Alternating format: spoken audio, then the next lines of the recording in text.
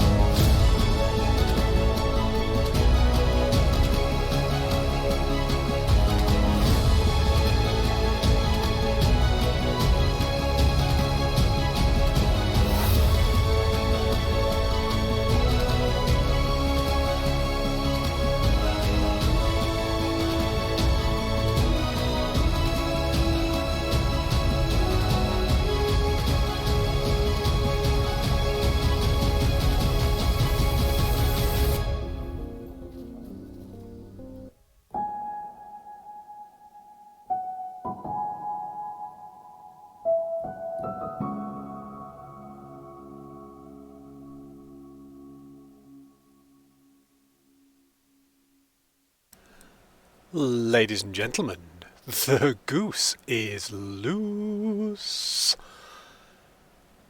Welcome back. What are we doing tonight?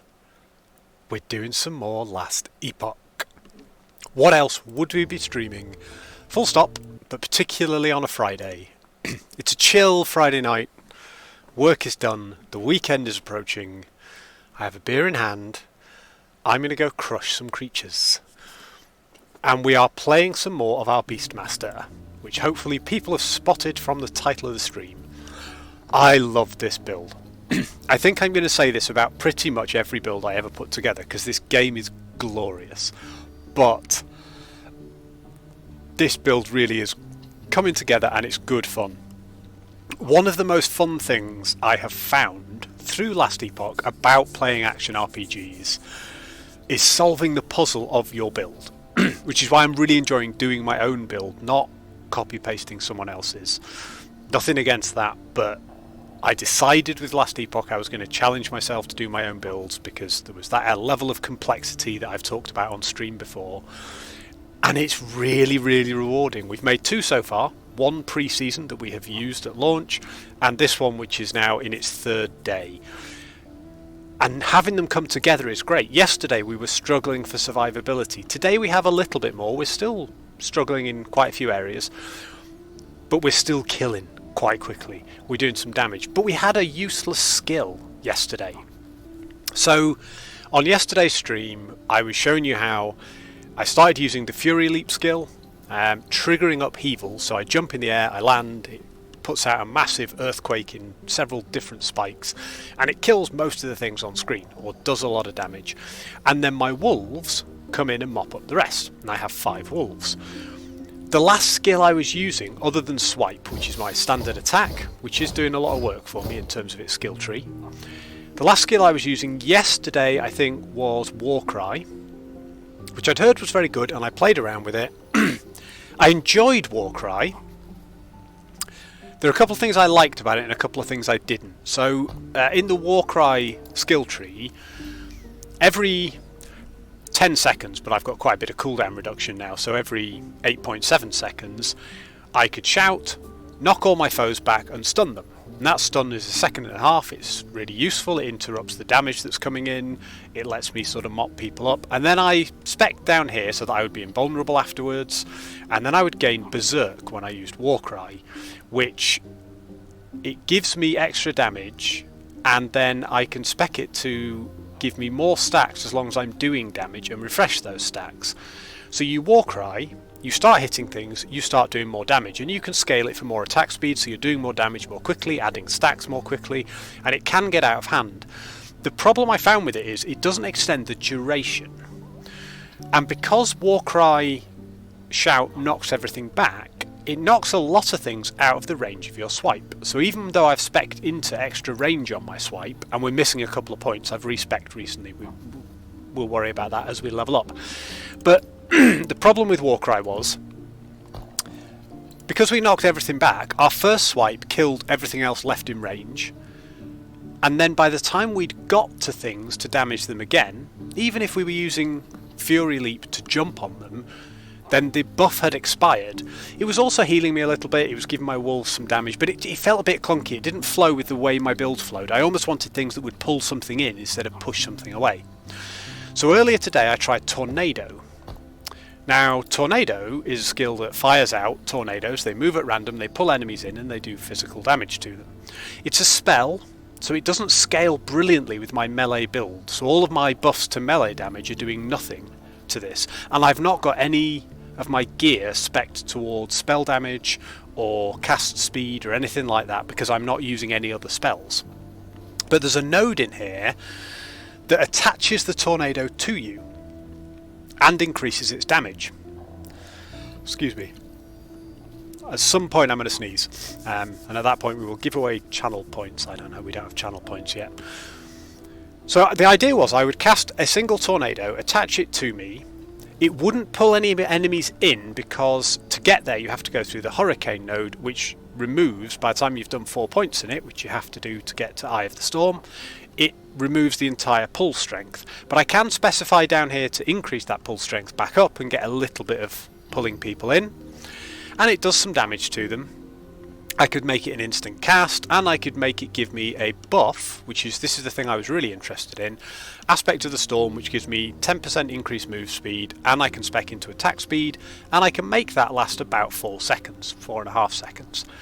So I played around with that a bit this morning. The thing I didn't like about it was it doesn't scale with anything else I've got, but it costs a lot of mana. It doesn't last a long time, so I'm refreshing it constantly. So either I don't have it on at all, in which case I'm wasting a speccable skill slot, or I use it a lot, in which case I found that about half the time I didn't have enough mana when I did my Fury Leap to trigger the Upheaval, which is now very expensive because we've added in all these extra fault lines and all these extra damaging things. So Upheaval now has gone from a 10 mana cost to a 34 mana cost, on top of the cost of Fury Leap. So everything became quite expensive. So I thought, well, what does this build do? It's a Beastmaster build. We want pets. But the reason I haven't taken any of the other pet skills in the Beastmaster tree is because I want 5 wolves, so that when I do my swipe, I get a 45% chance for each of those 5 wolves to fire out a Spirit Wolf. So I didn't want to replace it with multiple more pets, but I thought, you know what? We've gone heavily into Aspect of the Panther. So when I hit something with swipe, and that's my main attack after I've done my jump, I build up stacks of this aspect, and the stacks give me extra damage, and they give me extra attack speed down here, they give me health regen down here, and down here they give me critical, global critical multiplier. So extra damage when I hit critically, and that's doubled while dual wielding. So all of this from this node would also apply to a Sabertooth. So I had a look at the Sabertooth, and we've got a point to spend in him actually. He does a couple of cool things. He leaps into combat. When he leaps into combat, he uses the skill is... I'll show you it on the bar actually. I haven't got him summoned. So let's get him summoned up. The way we have to do this, because, and I've switched up one piece of gear as well, we upgraded from the Claw to the Fang, which is the better version of the unique amulet for primalists.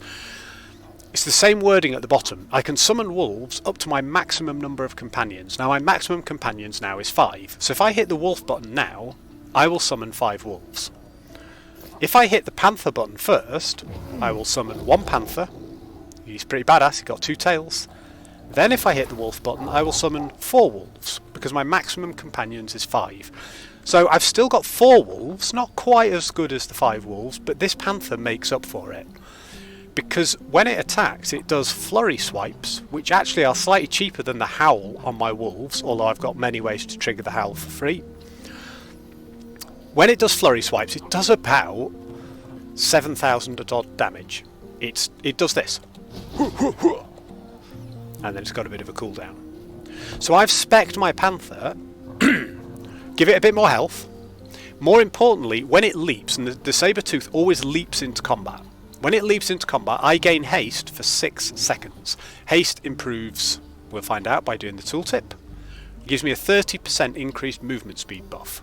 And movement speed is key in this build. It works so well when you're moving quickly. So that's great. I've got a great big chunk of haste, and I'm getting haste from a few other places as well. I then spec'd it so that when it does its leap into combat, it automatically uses flurry swipes.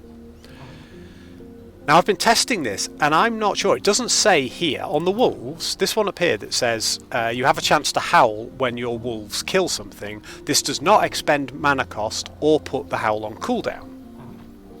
I'm not sure about the cooldown on the flurry strikes, but I haven't noticed it spending mana. So it doesn't seem to be as mana intensive as when we had the tornado. I've also made it so that the flurry swipe always causes the enemies to bleed, and if either I or the saber-tooth are below 50% health, it always crits as well. That's good. Then I've given him a 10% chance every time he hits a target that he will also use flurry swipes, completely triggered. Given him some more attack speed, given him even more attack speed and bleed chance, but he takes more damage. I'm okay with that for 2 reasons. One is he's got a bit more health anyway. 2 is we're going to go into this node, and we're going to do it now. When he's on low health, he does 65% more damage per point. We're going to put 2 points in here, and he leeches health. So hopefully he'll survive just, but he'll do quite a lot of damage. So I think the saber-tooth is going to do more damage than the wolves. More than 1 wolf anyway. So we've got 4 wolves, 1 saber-tooth. And the thing is, I can leave those. I summon those pets, and I can pretty much leave them. I'll hit the howl on the wolves like that. Whenever I need a buff to my speed, that gives me a haste buff. And if I'm struggling against a difficult boss, then I can hit the flurry swipes and do a bit more damage. You'll have to excuse me, I've got a cold at the moment, and it is playing havoc with my chest. So I'm on really a 2-button build. We jump, which unleashes the massive earthquake, and then we hit things with these swipes until they die. But in addition to that, where's my panther gone now? I'm not quite sure where he's gone on the screen. He's still there because that's still flurry swipes. But he's vanished off the face of the earth. We'll see if he appears when we get into the monolith. And if not, we can go through the interesting tactical decision of how to unsummon and resummon my pets and all sorts of stuff. But I jump in, I hit stuff with swipe. Anytime I need to go faster, I howl with the wolves. That makes me run faster. It also gives me attack speed, it gives me frenzy, attack speed and cast speed briefly because of the way that I've built the wolves. And a few other bits. So we did some more content. And what we did was we finished the Fall of the Outcast monolith, and we got a buff for that. I took increased drop rate. I was hoping for increased gold drop. I didn't really get anything I wanted. So we've got an increased drop rate for uniques.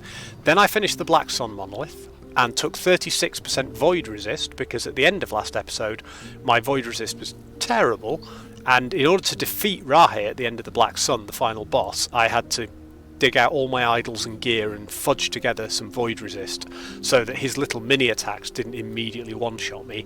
But we did that and we got through, and now we're in Ending the Storm.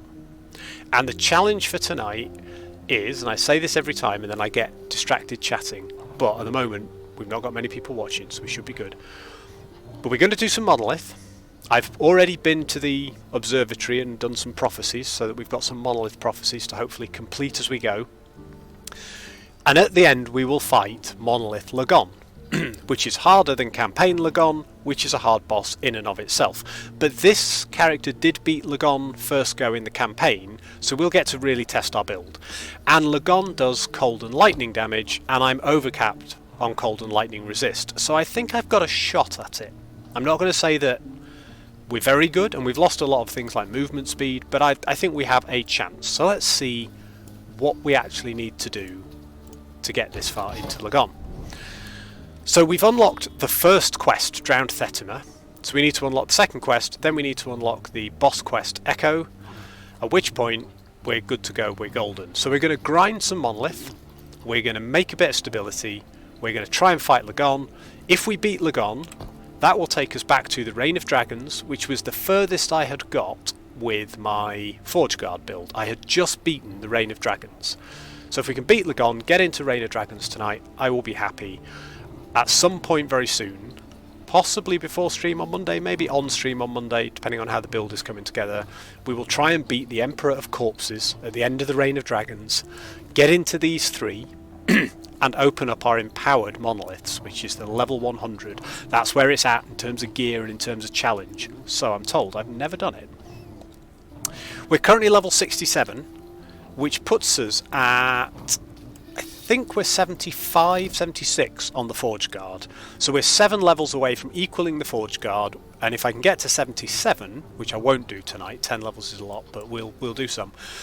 That will put us as, this will be our most successful cycle character ever. If we can hit 79, then we're going to get our highest leveled character ever in Last Epoch, because I'm always making alts and trying new things and never getting all the way through.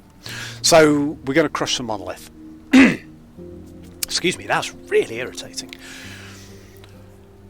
Let's go and do a couple of echoes. Of course, the other thing is we're halfway to 68, which means that tonight we are likely on stream to get level 69, which is a funny number. So anyone in chat can cheer when the funny number comes up.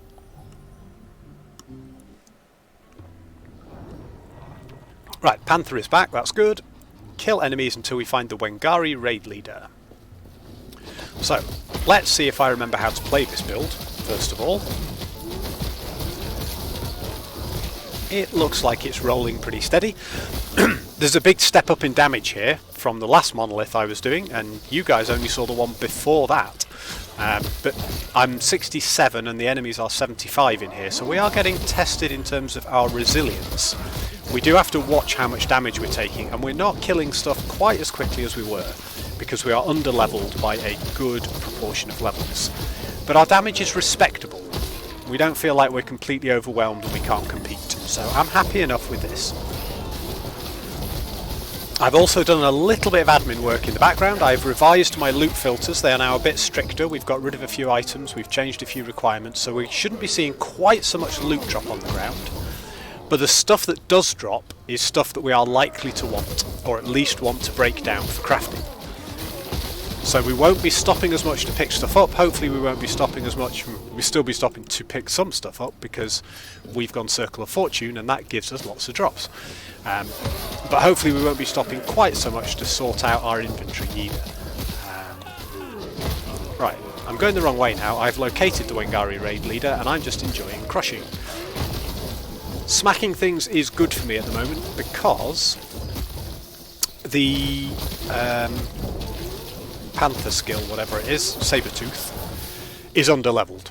I respec'd into it about 40 minutes, half an hour before I stopped playing this morning, so it needs to level up, and it will level up relatively fast in this monolith. Right, let's stop grinding away on these mobs and let's go and kill this Wengari raid leader. Here he is.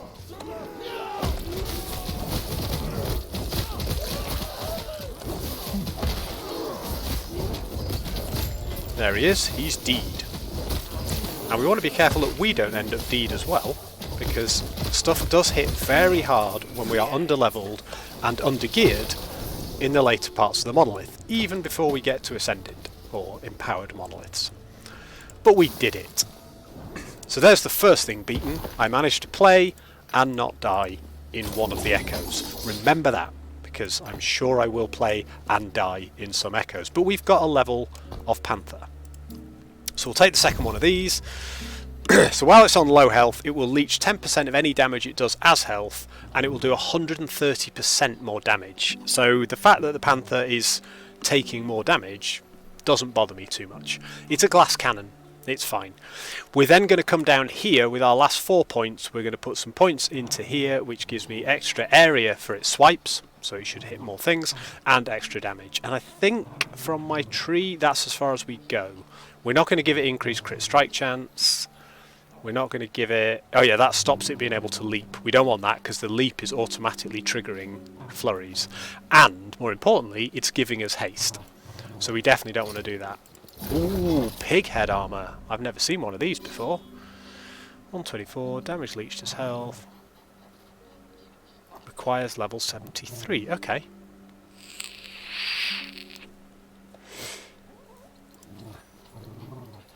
So I don't want to get bows, but I do want gold. So we're going to skip through these until we've unlocked the first 2 quests, I think. And then I think I'll do those 2 quests back to back. And then we know that all we're doing then is grinding to get to Lagon. And I've got to kill Liath again, yeah. But I have no respect for her. She will die. Get this one-shot chest. Right. Before we pick that up, I've started being a little bit pickier about the stuff I pick up on the ground.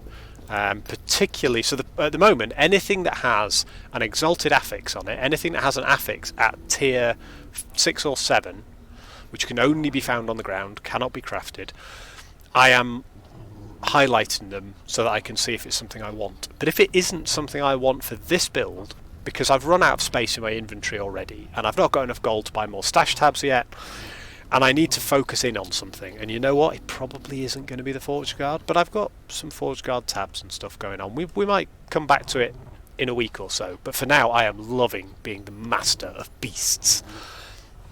So I'm looking at stuff I'm interested in. So this particular one is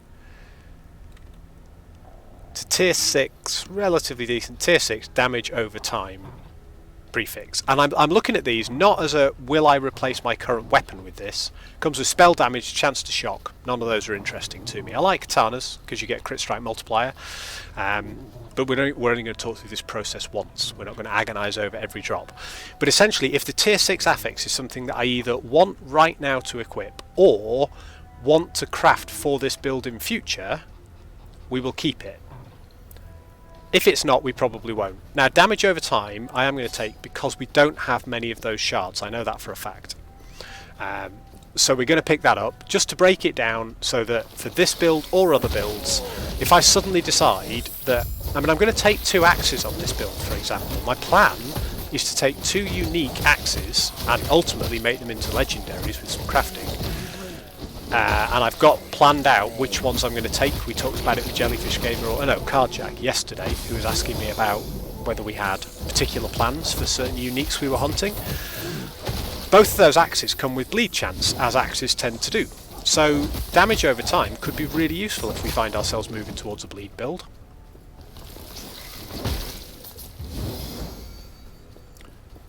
Right, he's down here, as is an exiled mage. So we will get ourselves an experimental affix, but not until we have defeated this gate.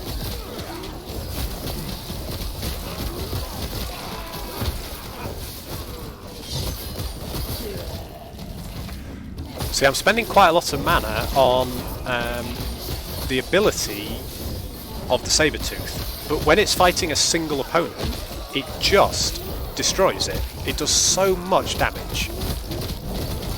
Oh man, and look at that health recovery. My leech on this build is amazing, primarily because of a couple of items that I've picked up. So we've defeated the Echo, but I also want the Exiled Mage. Let's have a quick look. I'm taking everything that isn't purple, I'm taking, because if it drops here and it shows through my loot filter, it means it has at least 2 out of a list of 34 affixes I'm vaguely interested in. In this case, those 2 would be melee attack speed and endurance threshold, I think. My endurance is pretty good. So it was good. I dropped a piece of gear to fight Rahe, but still. So endurance, we need to get another 20%, but we want our endurance threshold quite high. This is crit strike avoidance. That is something we absolutely want. That is going to keep us alive as we delve further into the end game. Remember when these exiled mages used to be really tough? That's got plus 69 mana. I don't think we particularly dodge chance. Block effectiveness, not for this build. We'll always take... We've got loads of room for experimental affixes at the moment. I'm going to do a bit of housekeeping on experimental affixes separately. We'll pick the best ones.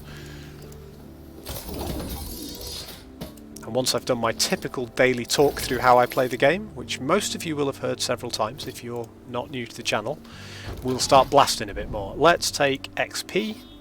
We want to level up because we are going to try and push as quickly as we can into the level 85, whatever the next monolith is. Right, kill enemies to locate the ice gate. See, this jump skill at the moment does not one-shot enemies anymore. That's for two reasons. The main one being they are significantly higher level than we are. The other one being that I haven't crafted my weapons in a very long time. I'm using a couple of purple weapons, neither of which is particularly good for this build, if I'm honest. I'd like to run this build with a high attack speed, because a lot of my recovery and my sustain comes from life leech. It comes from gaining health back when I hit things. So the faster I hit stuff, the more quickly and more consistently I am gaining life rather than gaining it in great big chunks. Stops me or reduces the risk of me getting one shot quite so badly. So we are going to go for attack speed, and both of the weapons I've got on at the moment are pretty slow. But these aren't going to be the weapons that we finish with anyway. Ultimately we're going for something slightly different. Can we get up here? Yes we can. Right, we found the gate already. You see how quick some of these echoes can be, depending on how they sort of spawn and work.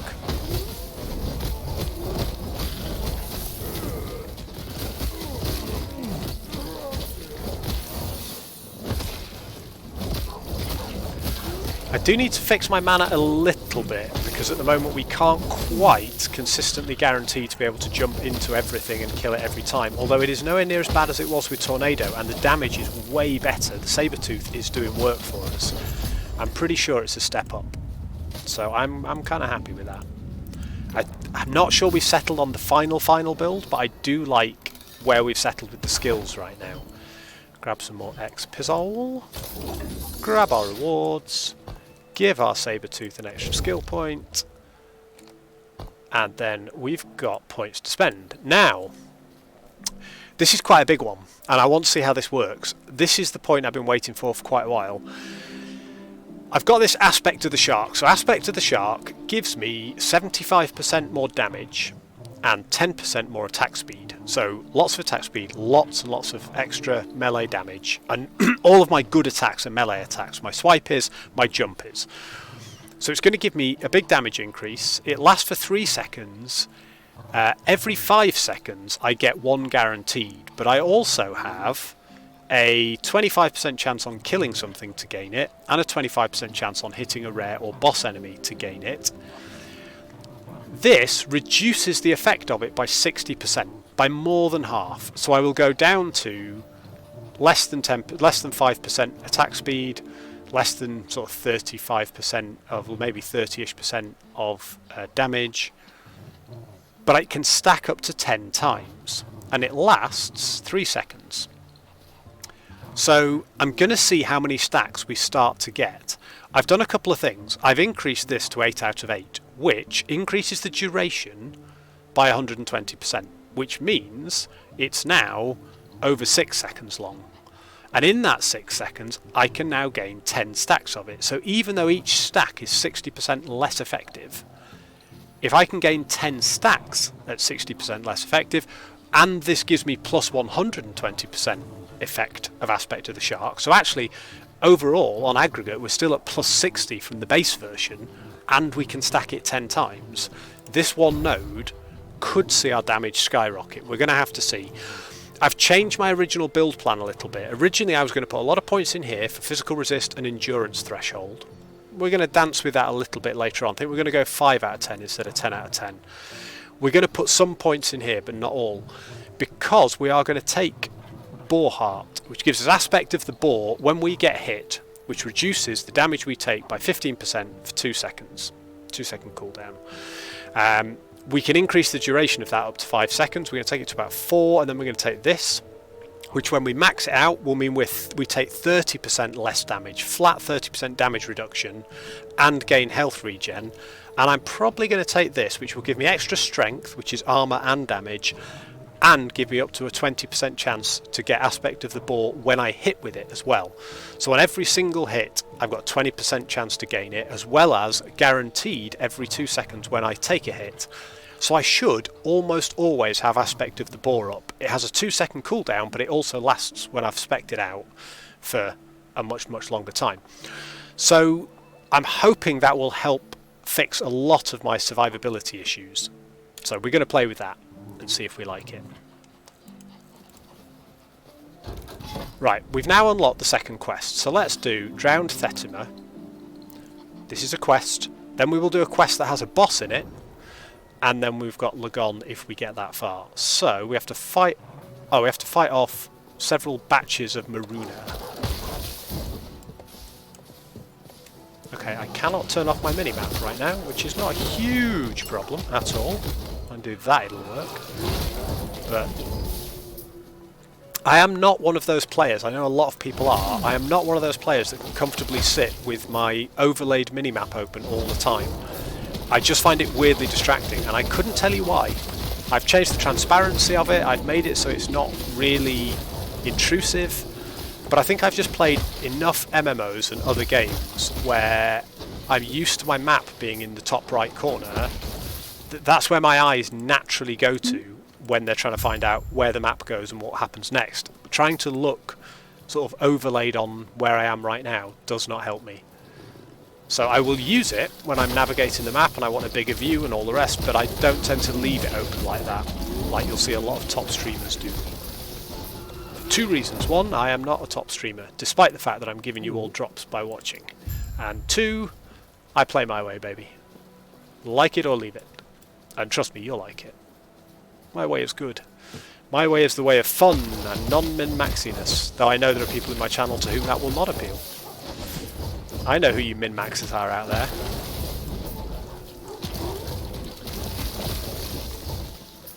Right, presumably we have to do something difficult after we've freed all these dudes, because right now, this is chump change. Oh man, I'm not going to do it. We could do a drinking game, right?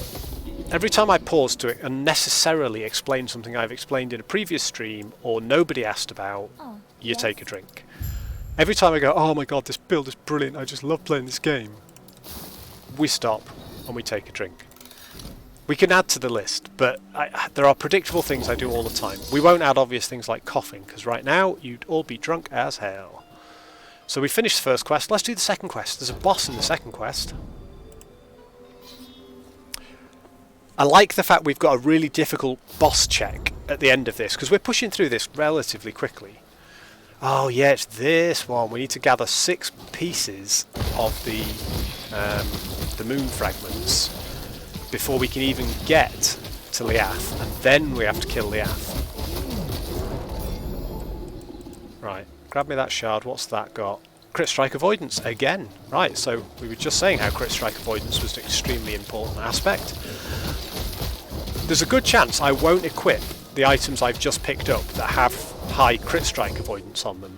But what I will do is I will smash them if they're not relevant to my build with their other affixes, and use the fragments that come off them to craft onto other items. So I don't know whether you get an increased amount of fragments typically from an exalted affix, or whether there's a percentage chance you do, but it feels to me, and it might just be because I pay more attention when I break down purples, but it feels to me like you normally get more affixes, more shards of the exalted affix when you get them.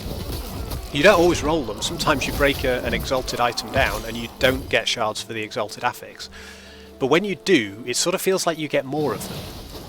I don't know how true that is. That might just be perception bias. I might be looking for it and therefore seeing it, but if I'm not going to use the item and I want those shards, I might as well be picking it up and breaking it down anyway.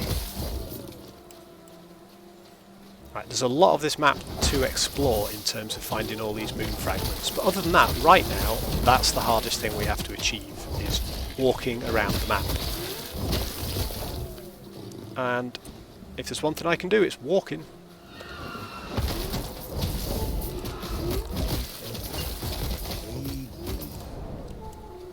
Hammer of suppression.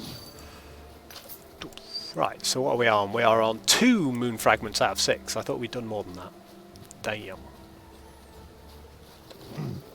Let's use our jump to get around the map quickly. I don't use the jump normally unless I see a big pack of mobs, because it's a shame to waste all that mana where you can't also spank something by landing. And there's nothing more depressing than seeing those huge shockwaves go out and nothing there to be hit.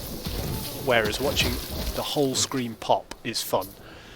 And the whole screen is popping even though we're underleveled and undergeared.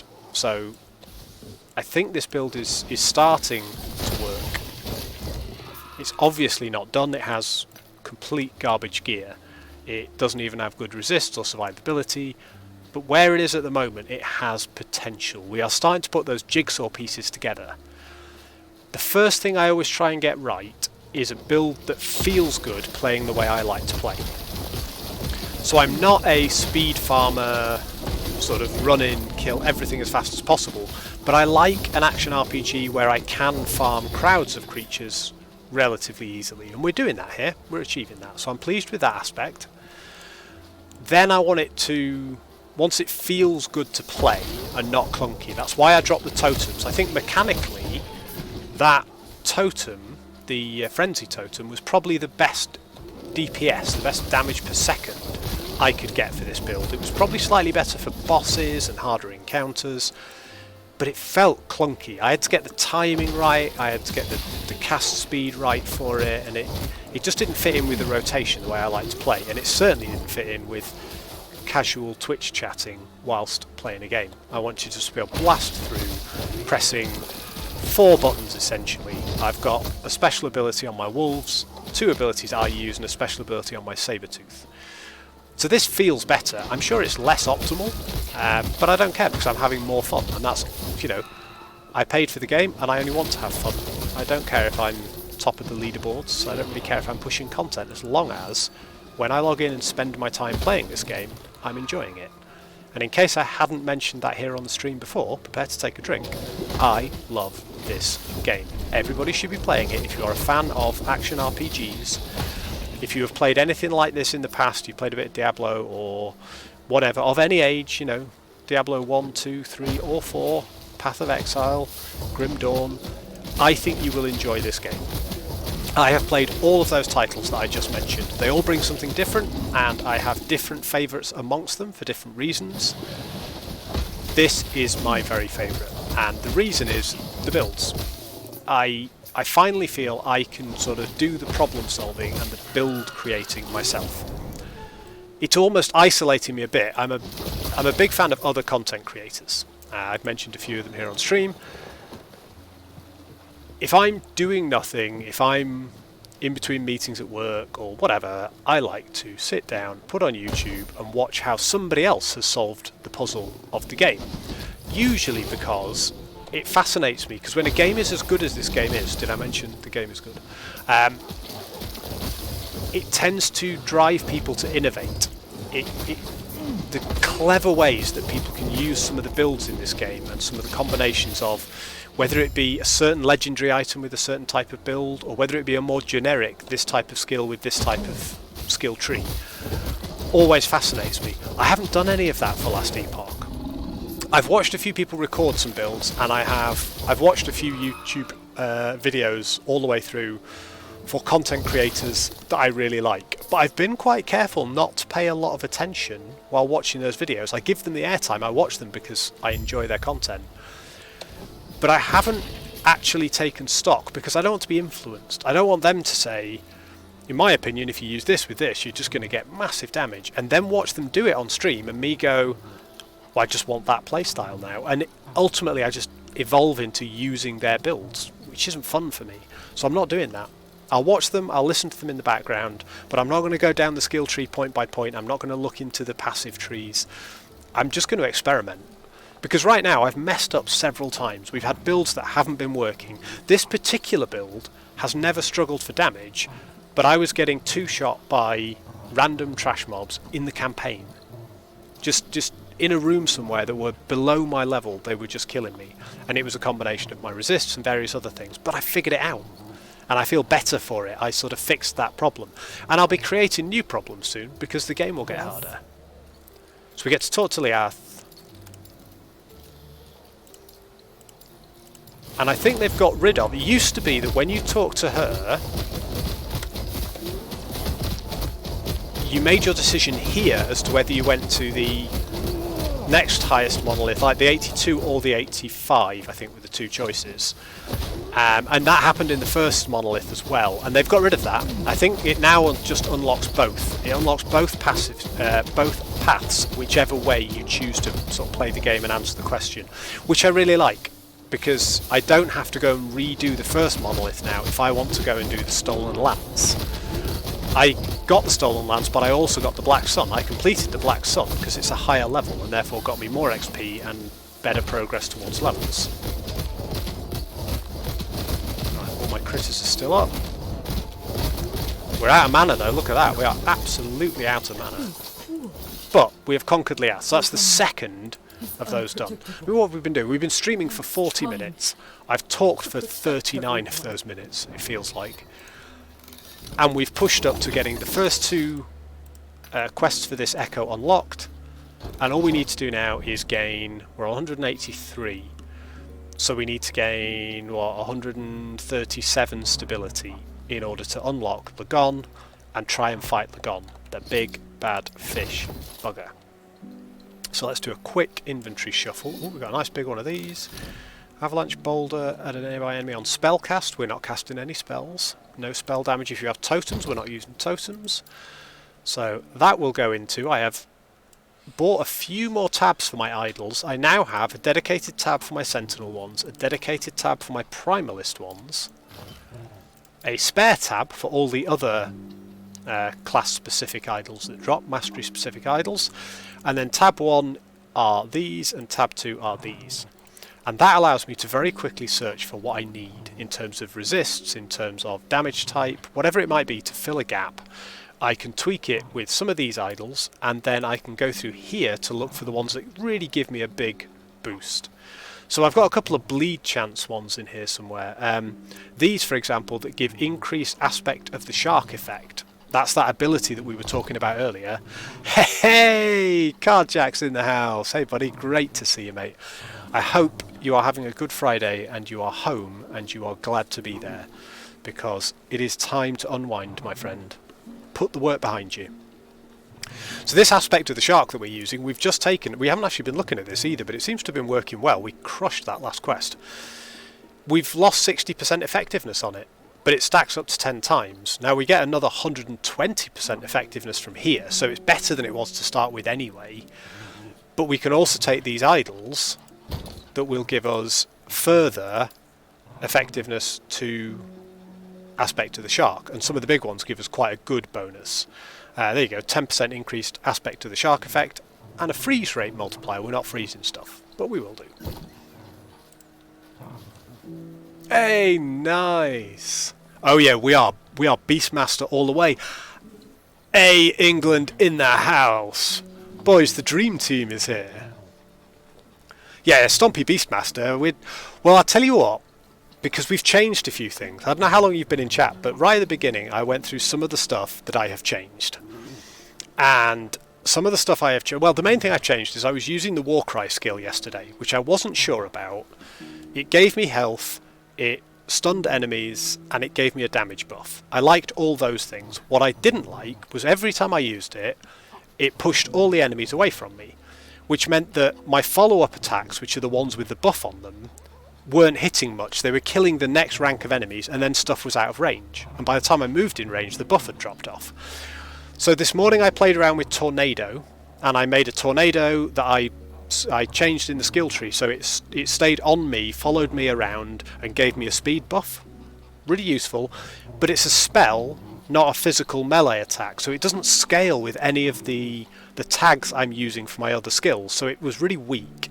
And it was costing me a whole load of mana, because I could just spam cast it, and I was ending up not being able to Fury Leap with the mana I needed to cast Upheaval. So instead, Are they pizzas? Oh no, they're Doritos, they're nachos. Nice, Nacho Man. Instead, I have gone with, if I can drag him out of the pile here, I've dropped from 5 wolves to 4 wolves and taken in that pack somewhere the twin tails you see there are my Sabertooth.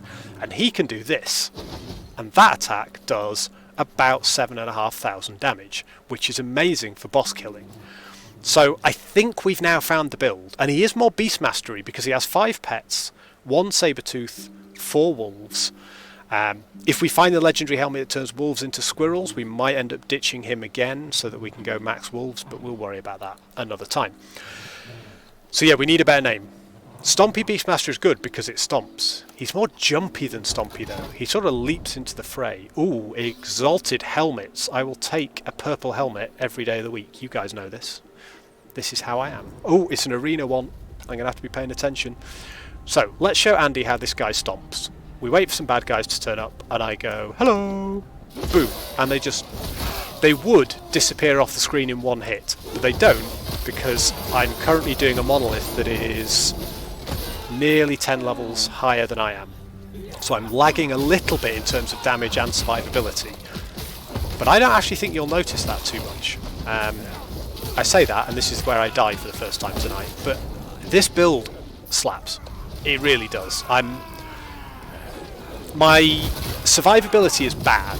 Right? My resists are still pretty crappy. My armour is not good yet. I have compromised my endurance to get some of my resists up a little bit to beat the previous boss of the previous monolith. So this whole build is currently a huge compromise. But just because of the way the skills are synergizing, you really don't notice it. I've seemed to have hit on magic. However, the thing that I think is the biggest selling point of Last Epoch is every build I've ever made feels like this. I build them myself, I come up with the ideas, they don't always work, I fine-tune them and get them working on stream. This is my second build, doing it in that process. We start with an idea, we change skills, we change trees, we change passives, we mess around with it. And they always hit a point where you feel like you're cheating, like you found a secret in the game that nobody else knows. And that's a sign of a good action RPG. I don't need some kind of degree in Last Epochology to be able to come up with a working build. I just need to know what good survivability looks like in general and how to get there. What good damage looks like, what synergy in my skills looks like. And we've sort of found it with this build. So there's a long way to go, but I am having so much fun with it because it's quick. It does a lot of damage, it kills a lot of creatures very fast, it just feels capable.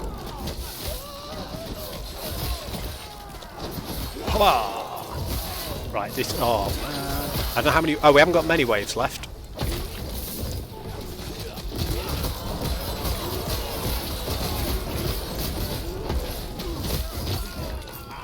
Right, there's something somewhere that hasn't died, here we go. There's so much going on screen, even I am struggling to work out where my cursor is, what's going on. It's madness, absolute madness, but we've gained quite a chunk of XP, we escape back out and we grab our prize. Oof, right, I'm at the stage now where I'm checking items before I pick them up, even purple ones. I'll definitely take 24% endurance, yes please. Health regen per second, crit strike multiplier, no, not bothered. No. Yes. The only minor downside of the Circle of Fortune is you get so much gear. Ooh, a one-handed axe that I have never seen before. It's got very bad damage. Oh, except it comes with plus 70 melee fire damage. Is that? Yeah, that's nearly max roll. Chance to poison, poison penetration. Okay, that's not for my build, but I could make a build around something like that. Although I'd want it to be I'd want it to be unique, ideally, because then I could turn it into a legendary, which I can't with set items, but still. One thing I have collected a lot of this morning without really trying is keys. We now have all the Lightless Arbor keys, to the point where even though they're only worth 200, I might sell a few of them. Quite a few keys for Temporal Sanctum, loads for Soulfire Bastion, and we've even got 3 arena keys, worth 6.5k a piece. Get rid of that, sort those out, and we will have a quick look through those items in a minute. Time to chill. I'm very quickly going to put a smiley face in chat, like I did yesterday, because one of the things I have to do in order to get my community achievement on Steam and get going, one is I got to get 50 followers. That's the thing we're miles away from. We've got 24 at the moment, because I think my counter at the bottom of the stream is probably saying 25 out of 50. It says 25 out of 50 on my actual account, but when I go into the achievements on Steam it says 24, and I wonder if that's because one of those doesn't have an account anymore, or one of those people, I don't know, but those numbers don't marry up, so we're probably going to have to get 51 to get that achievement, which is fine. We're a long way away from that, but we'll get there. But one of the other things you have to do is have 5 different people chatting in chat at the same time, so every time you guys chat I always put a little smiley face in case. Right, let's sort out some gear and crush, but before we do, let's just see how close we are now, because you always get really good stability from those arena echoes because you have to kill every monster, which means we've got some good bonus stability. So we're rocking now. We need about another 100, and we can do that in 3 echoes. And if we went here, here, and whatever's out here, we've got at least 2 XP echoes, or we could even do an arena key for some cash and some XP. And that will ding us up to the magic funny number. And once we hit the funny number, then there'll be a giveaway in chat. I don't know. What am I going to give away? My dignity, probably. Right, let's see what we've got here. Exalted items. I've started trashing a load of exalted items that have stuff on that I don't want. Ha ha! Dark is in the chat, buddy. Good to see you back, and that puts 4 of us in here. We've got 6 people watching apparently, which beats my previous record by like 2. So we've got stuff rolling on. Let's have another smiley face in chat for me. That's definitely at least 4 of us chatting all at once. Thank you guys for sticking around and watching. How are you doing in the darks of Canada today, my friend? We saw a tiny bit of snow today, so I thought of you. I don't think it's as much snow as you are used to seeing on an average day, but I did think of you. Oh god, I need to clear these out still. They're not good. Right. Melee attack speed I want. I assume when you say you're about to get hammered tomorrow you mean weather-wise, because, you know, it's Saturday. Sometimes it's good to get hammered on a Saturday. Right, not that one. I was trying to pick this one up. How many shards do we have for attack speed? I've put the wrong one in there again. I've now thrown it on the floor. Speaking of getting hammered, I'm completely incapable of playing. Chance to apply frailty I want. I want it, because we don't have it. That could be quite good. Crit strike multiplier melee damage. I don't think we've got a lot of crit strike multiplier, have we? Not a huge amount. Get rid. Can't use that till level 71. Crit strike chance. Damage leached as health. We have started to gather some shards for that. So I'm going to run through this. I'm going to smash up some of the items I don't want, which is what I'm doing over here. I'm going to sell a couple of items that aren't really worth shattering, and I might spot a couple in here that we actually start using for crafting. This one gives me 24% bonus endurance, which is, I mean, it's obscene. What did I say I needed? I needed 19%. So putting that hat on, all on its own, would cap us on endurance, which would be nice. But this one gives us 48% crit strike avoidance. We have some endurance, we have almost no crit strike avoidance. And it gives us armour and reduced bonus damage from other crit strikes. Mate, I love me some maple syrup. I would love to be on that list, please. Absolutely. Last time I had a bottle of proper Canadian maple syrup was the stuff I brought back from Toronto, and that was probably about 8 or 9 years ago, so yeah, that would be awesome. Thank you, buddy. Attack speed, mana, lightning resist. How many attack speed shards have we got now? 56 of them. Not too fussed. We're not going to break those down. I'm trying to save money to buy a couple more inventory slots, if I can. Always poutine! Oh, man. Oh, wow. Oh, yeah. Get it straight from source, my friend. Get the real good stuff. Oh, yeah, I had a good poutine when I was out in Canada. It's not the same. The stuff they call poutine over here is not the same.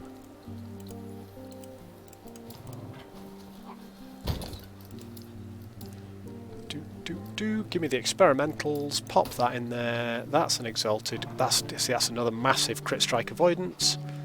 Right, I don't want any of the affixes on there, but I want crit strike avoidance. So I'm going to test this theory, right? We've got tier 6 crit strike avoidance. We're going to pull it apart. We may not get this affix. It's random which ones you get shards for, but if we do get shards for this affix, we should get quite a few of them. Oh, we got 3. Thank you, buddy. Lurk away. It's just great to have you on board, mate, and hopefully I'll catch you a bit later tonight. But thank you very much just for turning up and being in the stream. Makes my numbers look good, man. And it's good to have people to chat to. I'm not after numbers, I'm after friends I can talk to while I'm playing games. But you say potato, I say crush things with a Beastmaster. How many shards for endurance threshold? 27. We'll take it. Gave us 1. I think these we've all got pretty good. Yeah, 53 on there. Right, so we're not going to worry about that. Right, minion damage and companion revive range with increased minion damage. Range on that is 16 to 32 and I rolled a 19. Those are not good. Poison resist, however, very useful, but the one I've got is +2 to swipe. We'll hang on to that.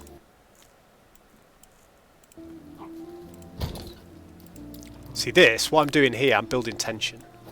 This starts to feel a bit dull. It's a man organising his inventory. Where's it going? And then suddenly we are going to dive into killing a powerful boss. Minion health and crit strike avoidance. We are going to have to buy some more runes of shattering. How many move? I haven't got enough move speed. I never have enough move speed, so we'll take that. That's got crit strike avoidance, attunement. I want to hang on to that anyway. So we'll go into Primalist. We'll ditch that. That's getting sold. That's getting sold. Minion health, health and endurance. Potentially quite good. We'll keep that for now. That can go. Spell damage and bow damage I don't want. Endurance I definitely want. Vitality, armor and health is not bad. Shove those in there for now. You can have these.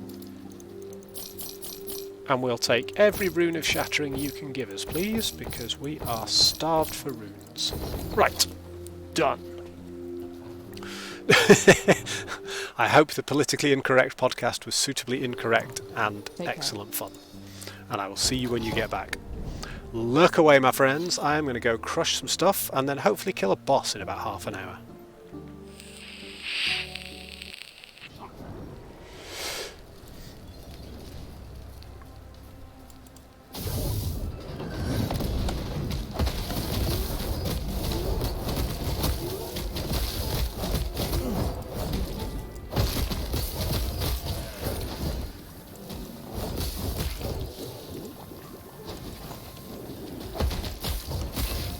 See, every time this thing dings a level,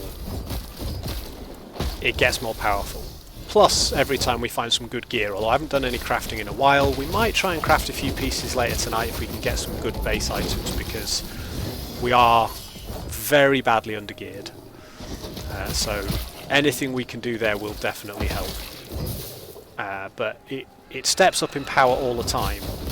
And even in underleveled in this content, it does not feel underpowered.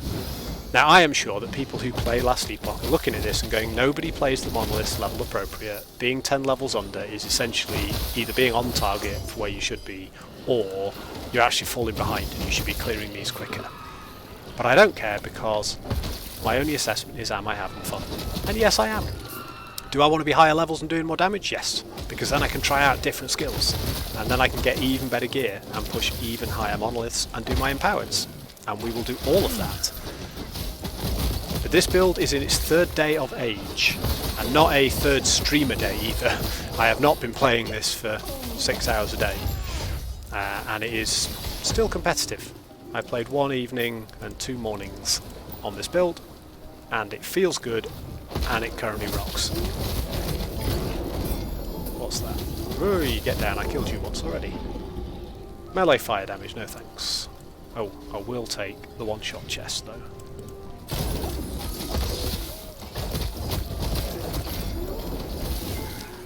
Blade of the Phoenix, fire pen, minion fire pen, nope. Useful for my other build, but we're focusing on this build for now. Oh, look at that. Hey, we made the silly number. We are hilarious level numbers high. Long way may we stay 69, so to speak. Right, where do we go with this? We've hit 5 out of 5 in those and that. For now, that's all I want in there. We will round those out later on, but for now, I want to try Aspect of the Boar, because I think that's going to really help our survivability, especially when we've got these first 2 parts that give us a more impressive aspect of the boar, and then we spec into this one where we get it on hit as well. So we're going to try Aspect of the Boar, because I think as we push higher into the empowered monoliths, we're going to realise we need it more and more. And I could pump damage out, no problem here. You know, I could add a load more damage, but I don't think our damage is bad. I don't think we're really struggling for damage, and it will scale way better when I start getting some decent weapon drops that I can craft onto. So damage is not something I'm particularly worried about. What I'm worried about is getting to a point where stuff just murders me. Now that was a really interesting item. It came with an affix that I said, always show me if this affix drops, which is probably +1 level to a certain skill. So that if I'm even if I'm not using that item, I will crush it so that I can take the shards for another build. What am I actually doing? Ah, we need to find Ruby Captain at Jirani. That's my terrible reading of something at speed whilst trying not to die. Ruby Captain something beginning with an A with a J in it. See, this feels faster than the Forge Guard, and speed is not everything, and speed is not... Yeah, we'll take that, it's got minion stuff on it. Speed has never been my yardstick for action RPGs, I just like having skills that feel cool and feel powerful. But when you've got speed, my god does it feel good. I can just stand toe to toe with this guy because of the rate of leech that I've got. And crush him.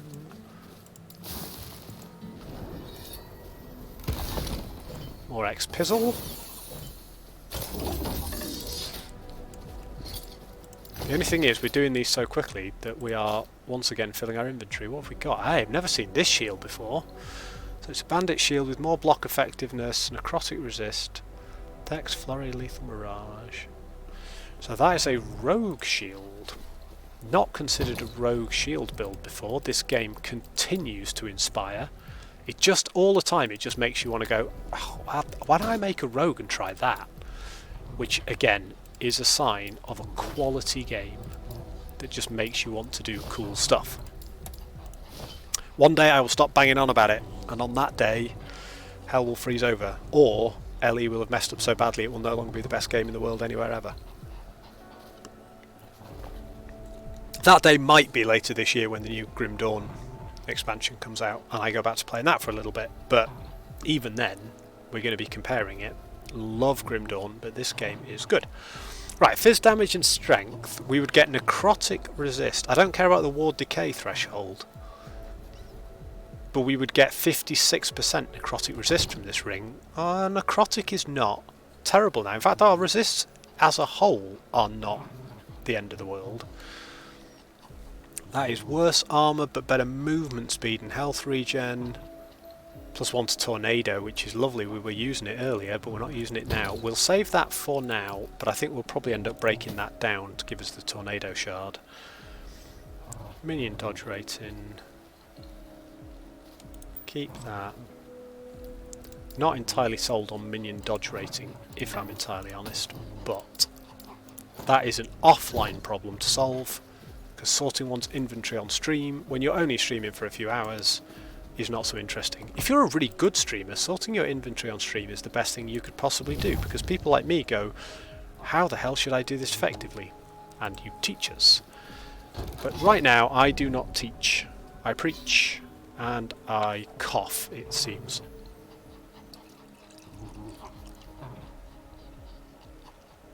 Hey, welcome back. I hope your podcast was suitably politically incorrect and enjoyable.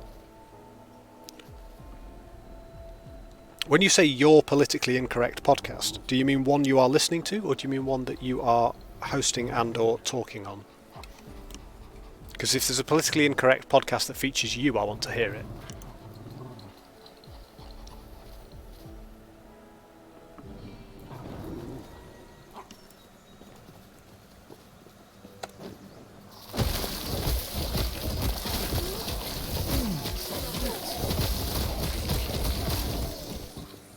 Oh, move attack and cast speed.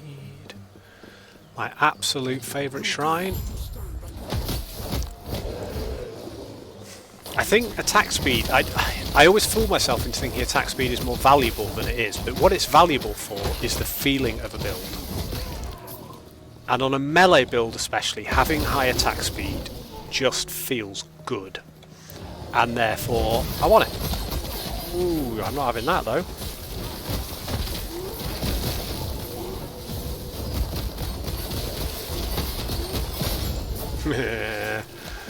We rock the place. Oh, not the southern neighbours. Oh dear. We don't talk about the southern neighbours.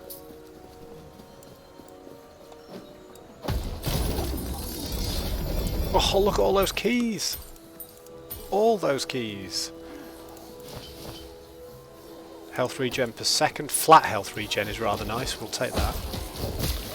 And then you can add your percentage regen onto it. Right, here we go.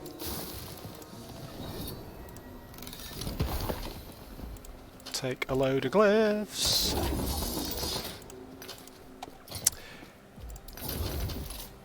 I need to come up with some different comments, but every time we're doing anything on here, I pause between runs. I think that's it. When you get to the monolith, it's all about, you have a burst of activity, it takes a couple of minutes, and then you pause, you take a breath, and my instant reaction as soon as I do is, this game is so cool. And either you believe me or you don't. I don't need to keep saying it, but I'm not saying it for you. I'm trying to remind myself. I've got such an affinity for this game because I played it in early access and because I sort of got on with it and wanted to like it but didn't, and then didn't stick with it. And then I came back to it, you know, a month or so before launch, and it was so much better and I got completely hooked.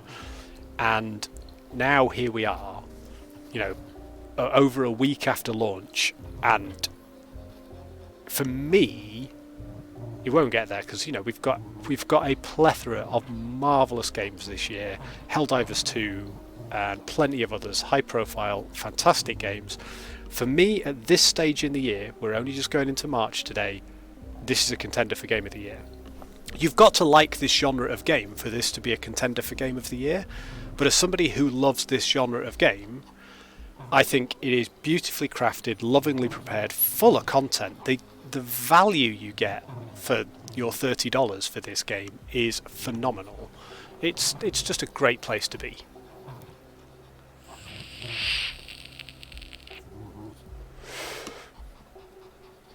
Love it. Love it.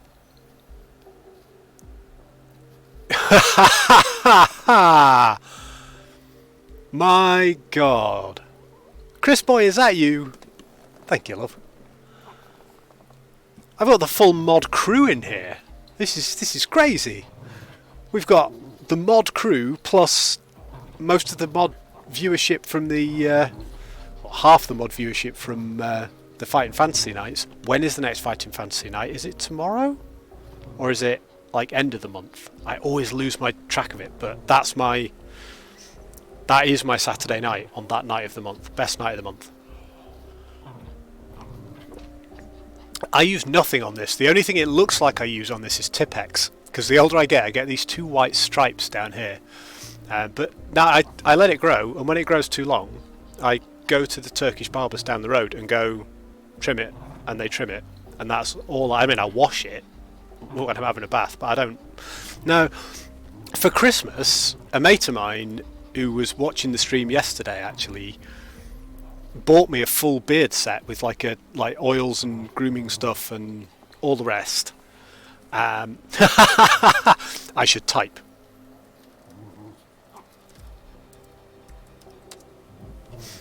But yeah, you'll have to watch the VOD.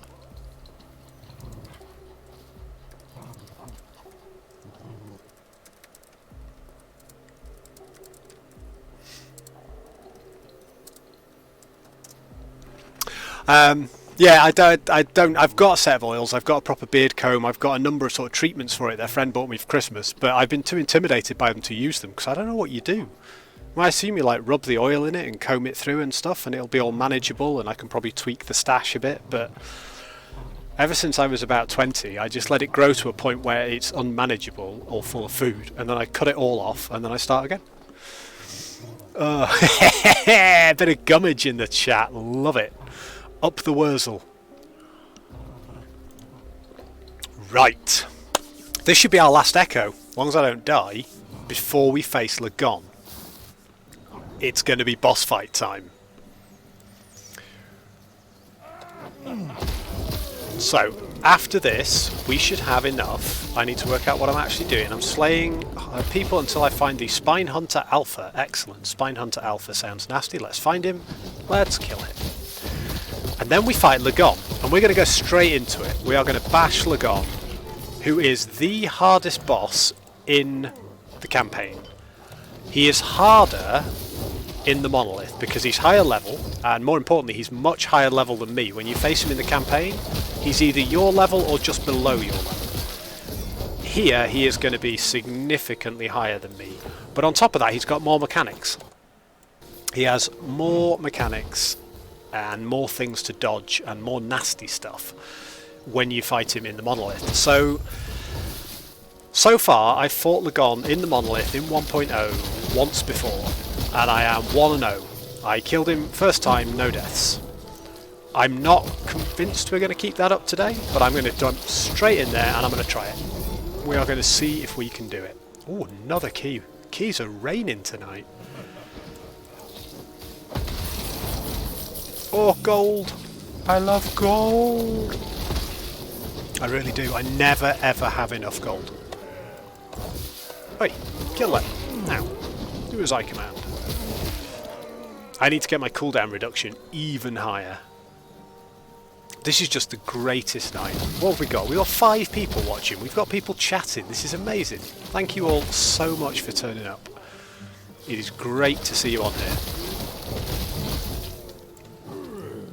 It's weird. I started streaming this, 2 weeks, 3 weeks ago? Because I like this game, and I'm playing it in the evenings anyway, and I thought, I'll stream it. I'll see if I can. I didn't even know if my computer would cope with running the game and streaming it. I will explore the technology of streaming. I spend most of my life watching people stream. And I also wanted to sort of share this game with people who may not have seen it, because I am a huge fan.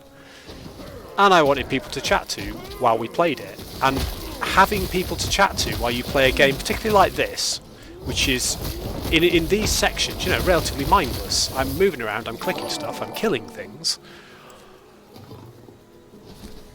Thank you so much. All the follows really, really matter. So thank you, Chris. I appreciate that hugely. I am trying to get to, not so much to affiliate, but I am trying to get to the point where I can assign VIP people to the channel and, create custom emotes and all that kind of fun stuff that Twitch lets you do. And I can't do that without 50 followers to start with. And so every follower on that journey is massively appreciated. So, mwah, thank you so much. Really, really appreciate that. I know you probably can't hear me, but hopefully my over-the-top gestures made it obvious that I am grateful for your support and patronage.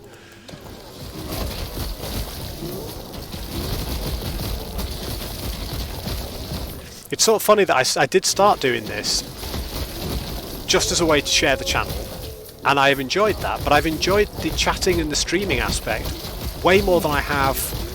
I'm not really sure why I wanted to get out of it. I suppose some company while I played the game, and I've enjoyed that a lot. But the chats that we've had in here with people I know and people I don't know, you know, I've got old friends in here, some of whom, like Chris, I have not seen face to face in a very long time, but I chat to on a semi-regular basis.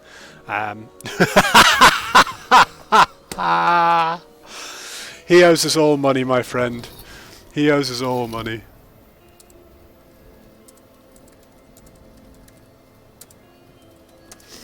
Oh, genius. Thing is, you can't afford to lose a bet with Lee either, Dark, because that man has stuff on all of us. He owns our souls. And I just said our souls on Twitch. Not quite sure what that makes me. Probably some kind of hero to the downtrodden masses. I'm talking absolute abject shite now, which means we've hit our peak stream time. This is me at my golden hour, talking utter ridiculous nonsense because I'm trying to concentrate on two things at once, and I'm an old man who cannot possibly do that. But I'm continuing to try and do it at some pace so that we have some stuff. Yes, you should. He's probably skiing.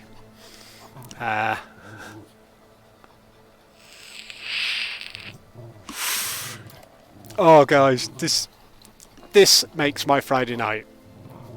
I like sitting down to play a game on a Friday night, but that's what I do on Fridays. This, you know, it's my privilege. I have the best wife in the world. I get to live the life I want to live, and that's marvellous. But to get to do it with you fine folks is just the very best, because it makes the evening so much better. Plus minion damage, plus attunement, we'd lose a load of armour. Plus that piece has 47%, so we're not going to do that. We aren't even going to crush that down, I don't think. Minion dodge fit. Fizz res, nah. Crit strike avoidance is good, but I think we've got a number of shards for crit strike avoidance now. 42 of them. We'll take one more lot. Right, what do we got here? Poison res. Useful, but not for me. How much poison res we got? 92. Sell that. Garbage. Fizz res. Fizz res, we've got 76 shards. Also 10% physical damage. I don't like the 37 mana on it. I do occasionally get mana choked, but there's better damage affixes to go on there. We might keep that. Health regen per second. We're actually doing okay on those as well. This has got move speed, attunement, and elemental resist. Don't like the ward decay threshold. Get rid. Strength int. No to int. What's the... Yeah, I've got 66 int. That can just get sold. Elemental damage. No. Minion damage. Yes. Other stuff. No. Minion damage. Endurance threshold. What's my endurance threshold? 28. We'll definitely take that. Right. Cool. Yes. I'm getting better at this. I'm getting quicker. I can multitask, unitask, whatever. Oh, God! The frozen steel dildo, mate, stays with me forever, which is something I never thought I would say on Twitch. But here we are, 3 weeks in, and yeah, we're back up. Yeah, I've uttered those words. I never thought they would. I'd forgotten that. So thanks for reminding me, because yeah, it's now all come flooding back. What a lovely boys' holiday that was. What a wholesome time we had together. That's the kind of thing Warhammer nerds get up to, boys and girls. It's not healthy. Are we ready to fight a boss? Just in case anyone in chat is not able to listen still, let's do a little announcement. I think that Space Marine in the rafters is still up there. I really am. I don't think they've done anything about that at all. Right. There's a good chance I die here. If I don't, this build is definitely on the right path. If I do, this fight is hard anyway. Let's see if we can get him to phase 2. If we can get him to phase 2 on the first go, I'll be relatively happy. Whoop.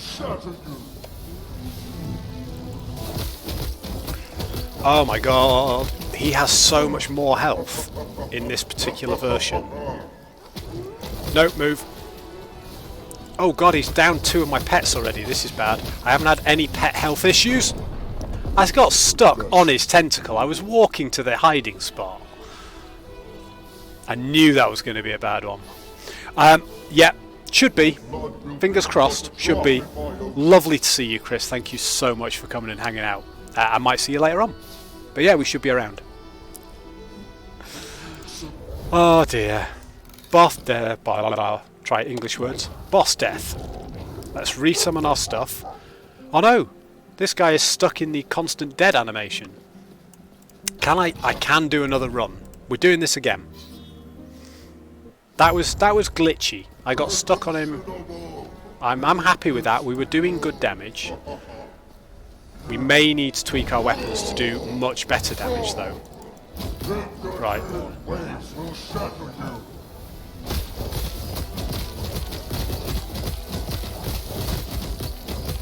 Okay, we can do this, we can do this. Oop, that was a very bad move. That's a worse move.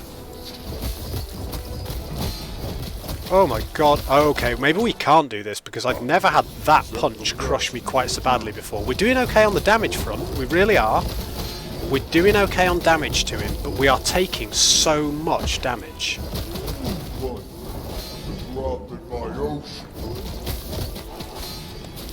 Jump over the beam. Phew. The one thing I love about this build is it doesn't jump through that beam, it jumps over that beam, because that beam is instant kill. I'm trying to avoid the need to use a health potion here, which is really stupid, but we cannot afford... Oof, that was close, that was very, very too close. Hit it. I probably need to be dodging these hits too, actually, which is something I've never had to do before. Sugar hell. Oh my god. Wow, this thing is tough. Okay, that's fine, Lagon. You do that, I will do this. Yeah, we made it to phase 2. I'm happy with that. I would like to get back to phase 3, but we made it to phase 2, so it could be worse. These water jets are hitting us so much harder than the campaign version of Lagon. It is crazy. We're actually having to dodge them rather than just walk through them. I think what we're trying to do here is kill the tentacles, but I've never actually found this out. I don't know if you have to survive a certain amount of time or if you have to kill a certain number of tentacles. I say this every time because I've never bothered finding out. I don't watch guides for this game particularly. I just play it and see how well I survive. I'm going to take a potion just because... Oh, I wasted that. Completely wasted it.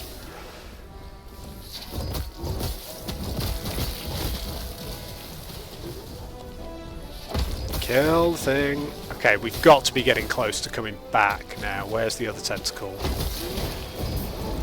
There we go. We're into phase 3.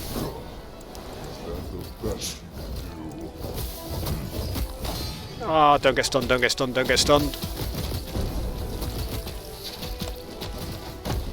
Okay, we dodged the I-beam, we dodged the I-beam. That matters, that really matters. But these waves are crushing us suddenly.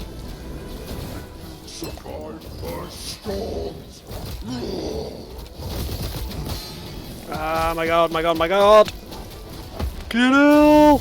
Oh, phew, he's going the other way with it. Oh no, I need to res my boys. My boys are down.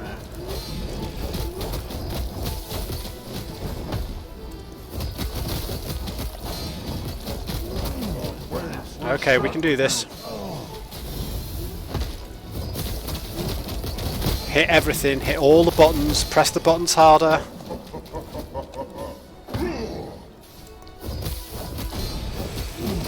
My god. One mistake here and we are screwed.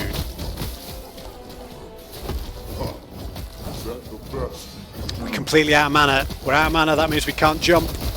That's bad. Oh no, no, no, no, I messed up that stun dodge. Ah! Come on, we're so close. Swipe it! We did it! Second go. The first time we didn't get stuck on stuff. Lagon down. I will take a 1-to-1 on Lagon at this difficulty with this build. I'm happy with it. So the blessing choice we have is plus 40 mana, 18 ward per second, or increased cold damage. These are all rubbish. I'm going to have to take the plus 40 mana because the other two are not relevant to my build at all. And 40 mana doesn't hurt me, so we'll take it for now. But we'll come back and get a better version. However, we did it. And what do we get? We got a two-handed sword. I've heard a lot of people saying they've been grinding for this particular weapon. One of them said he'd been fighting Lagon on this monolith at this difficulty for 2 solid days now and hadn't got one. So I don't know if it's any good, but I'm taking it. So we're back to the Reign of Dragons monolith, which is even harder. And is where we tend to end up most of the time. So we could just portal over there, but I'm going to walk over there because we get to see the bridge animation and stuff, and it's nice. Oh, I feel so much better for that. We beat Lagon on stream in the monolith. I'm not sure we're going to get to beat the Emperor of Corpses on stream in the monolith. What have we got? We've got like an hour and a half left on stream. We could hardcore grind him out. We could get to fight him in the monolith. There is no way we beat the Emperor of Corpses. That is my confidence in this build because I have played him before, and with a stronger build that was 10 levels higher than this, we were still struggling. But for now, we're just going to crush Reign of Dragons.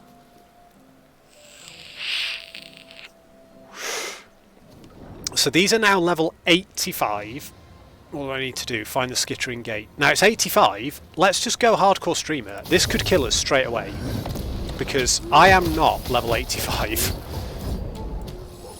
These guys are no joke. Okay, these guys are a joke. My god, our damage is okay. Our survivability is going to get tested here because we're what? 16 levels under the enemies in this zone. So yeah, it is taking some more work to kill them right now. And they are going to be able to kill us very easily. But even then, we're not uncompetitive. And fighting in this monolith is going to help us get competitive because we're going to be fighting enemies that give us better XP. So I'm not unhappy about this, but there is no way at this level of performance we can crush that dude. I'll take that for the crushing. I want the shards for it in case I ever do a druid transformation build, but I don't need them now. Right, here we go. Crushing, crushing, crush. Right, we found the skittering gate, so that's one thing.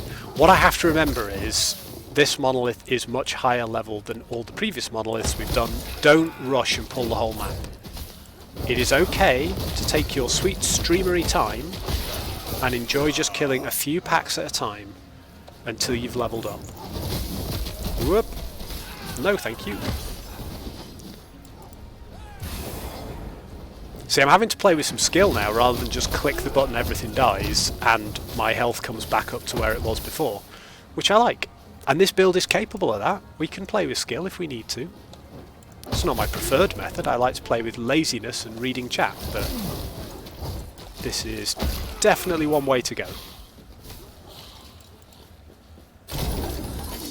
Oh, come on, drop me a good weapon. I really, really need a weapon upgrade, and soon, because we've suddenly hit a wall with damage.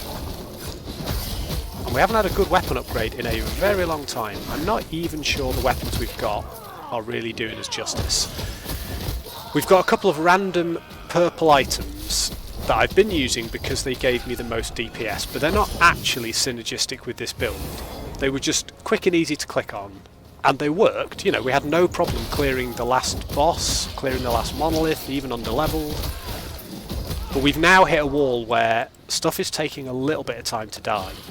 And if I was to find a good weapon and craft it well to my necessary specifications, we would be shredding in here again. And although we are still a little bit keen on finding some survival bonuses, the quicker we kill stuff, the less damage we have to tank. So, you know, that's in itself is a survival mechanic.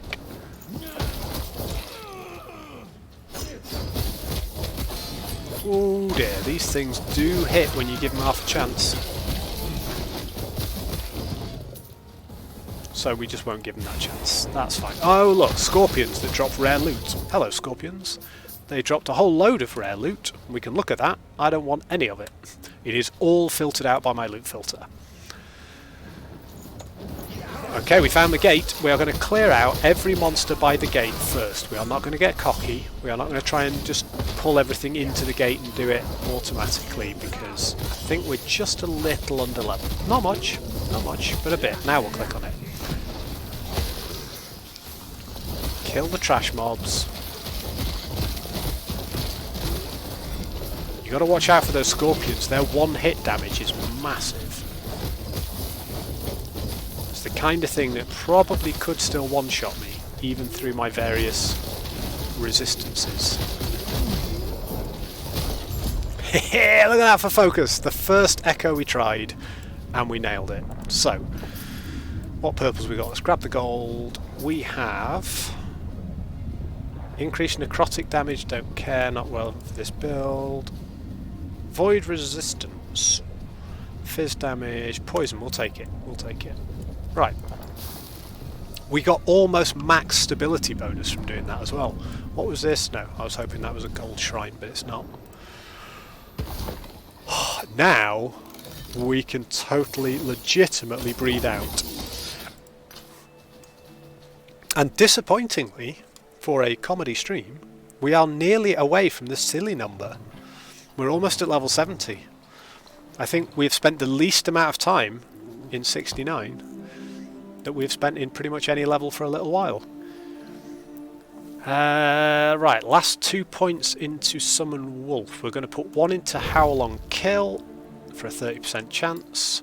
We definitely want more area on Swipe. 100%. Upheaval we were working on. We can either make it cheaper and give it more area damage, or we can just more damage per meter travelled. We can up the crit strike multiplier and then go into Unshackled to give us a guaranteed crit on it at high damage when we are below half health. At the moment it costs 16 mana. We could make it cost 14 mana, which would be helpful. We've just got a big mana buff. Let's go for damage. Let's push damage on it. And then Upheaval, we've maxed this, we were maxing this so it travelled further. I don't think it needs to go any further than the 28% increased range, so I think what we give it now... Ooh! Chance to shred armour and reduced mana cost per point. Both of which are amazing, because if we hit bosses with it, we could have a 20% chance to shred armour. Maybe we don't need that range at all. Tell you what we're doing. We're going to respec. We are going to remove a point from here. It's now a much more centralised skill. It isn't hitting as much stuff at greater distance, but the things we do land on are going to take a bit of a pounding, and that should take it down to 32 mana cost. It's only a little change, a little tweak. But we'll put another point in there when we hit 20. That will take it down to 30 mana cost and a 20% armour shred chance, which just makes it a more manageable skill from a sustainability point of view with our new mana. And we can now just start spamming it like crazy. Right, that's experimental, we'll deal with you later. Idle, spare that one, centre, primalist, that one. Not even looking at these at the moment. Physical damage and endurance, no. Right, I have one of these heads. It has legendary potential. Is it better? 7 and 2, 8 and 2, 74, 73, 74, 73. Yeah, the one with legendary potential is no worse, so we'll keep that and sell that. Look how quickly you can do these. You don't care about stuff. Right. +6 melee physical damage with crit strike chance. Shock on hit I don't like. Health on kill is okay. So if we replace this weapon with this weapon, we're currently doing 5, 6, 30 damage. We lost so much damage. That's probably one of the reasons we're not killing stuff. I changed some gear when we fought Rahe because I needed to get my void resist up to max, and it's now overcapped. But I switched off some stuff that was doing more damage. So that is 5156. That's way worse. It's only got 21 forging potential. That's got 30. Crit strike chance. Melee damage. Chance to shred armor on hit. Health on melee hit.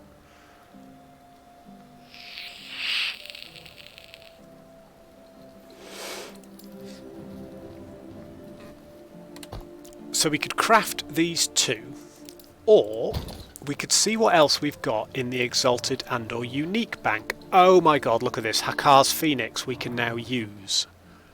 So this gives +1 to all of my Primalist melee attacks. So that's another point to leap and to swipe. And to upheaval. Yes. It gives me and my minions a flat 14 melee fire damage. Gold. And 123% increased melee damage. Gold. Fire penetration. And when a companion is downed, it gets automatically revived after 2 seconds. I don't have to stand over it. And when it's revived by Hakar's Phoenix, it explodes and deals fire. This is going in. And I believe the best thing to replace it with is that. So we're currently on 5630. If I put that in there, 6390. Massive damage increase. Yep. And we keep that one in there. Perfect. It's always worth checking, because every now and again you realise that you've made a few levels and you can now equip items that you couldn't before. That's got increased melee damage. Yeah, okay, not fussed. That plus 38 melee void's really useful, but I would like another axe. Really. We don't have any more axes I can currently use, one-handed jobbos. This requires level 70, which we are so close to. And then we would really start to build attack speed with a katana. But this is good. This is very good. Because if I go to my skills now, look, all 3 of those have just gained a skill point. They gained it for free from that axe. So we can take all the skill points we were talking about a minute ago, and I will be able to take 1 extra one, because these are actually 2 extra ones. These are only level 18, but they've got +2 from gear. They get +1 from... That gives me +1 to swipe. That gives me +1 to upheaval. That gives me +2 to swipe. This gives me another +1 to swipe. And one of these, I think, gives me the bonus to upheaval? Oh, that was there, wasn't it? Either way, everything's gold. We're rocking now. Right, so we've jumped up by over 1000 DPS. So I was just complaining that my damage wasn't good enough. Well, damage has taken a big step up. We are about to see if we can do anything with that. This ring gives us physical damage, void resist and poison resist. My void resist is already overcapped. My poison resist is not. But look, 1, 2, 2 void resist idols on here that we could take off and replace with either something offensive or something related to poison and necrotic. So that would be useful. Where would we put it? This has got 3 strength and 36% physical. That's only got 15% physical, but it has got endurance threshold, elemental resist. Void resist and poison resist would be good. What item am I wearing? Right, I'm wearing this belt, which has 20% void resist. It's got a lot of armour, to be fair, which is good, but we don't need that. If we took that off, we're uncapped on void resist.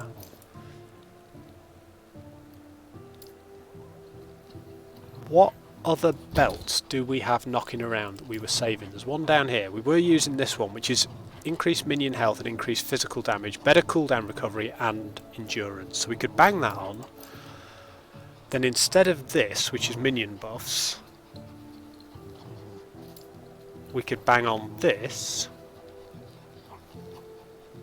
That's got endurance threshold. That's got fizz res and cold. Fizz res is pretty good. Cold res is only just capped, so we'll whack. If we did that, that puts us still way over capped on void, but poison is better. Necrotic stays the same.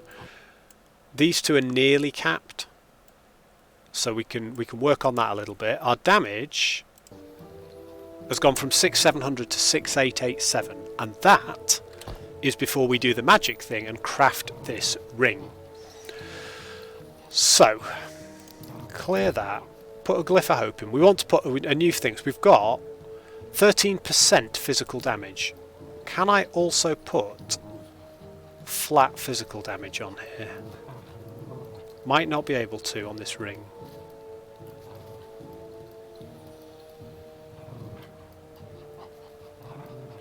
Strength would be good because it would give me armour and damage. We've got poison res, which we really like, and we can up that a little bit. We've got physical damage, which is great. So the other prefix we're going to chuck on here is cold damage, no fire damage, lightning damage, mana regen, necrotic, poison, void, minion health, attunement, dex, crit strike chance. What is my current crit strike chance? Probably garbage. Healing effectiveness, minion damage actually might be useful because we've just taken off a ring that gave 27% minion damage. So we will have lost a lot of minion damage, but not if we said add that. Oh my god, that used half the forging potential of the item. We might be about to brick this item completely. No, we got a critical success. What else did it level? An extra tier of minion damage. Yes! Okay, we've still got 8 forging potential. We can do this.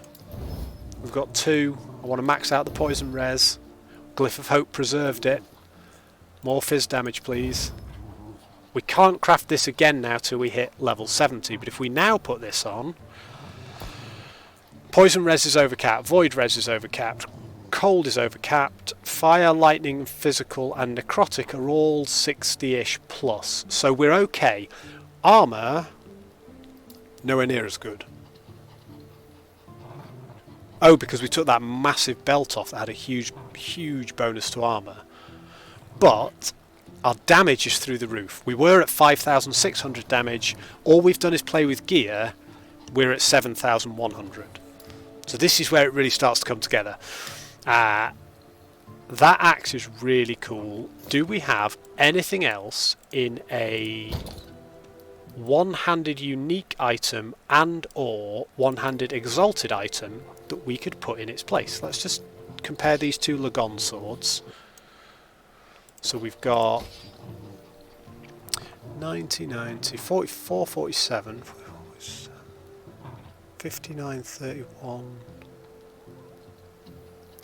So those are identical. That is better at spell damage, cold resistance. But this is better at melee cold damage and melee lightning, and I think the flat melee cold damage is going to win out. That will make the biggest difference to damage, so we'll sell that one. We're selling that, we're selling that. Right, what I want to find now is a one-handed main hand weapon that would work with this build. So what's this? Transcriber's... Oh, we can use that now. 20 spell damage, no chance. We're not using spells. Scepter, melee cold damage, nope. Scepter.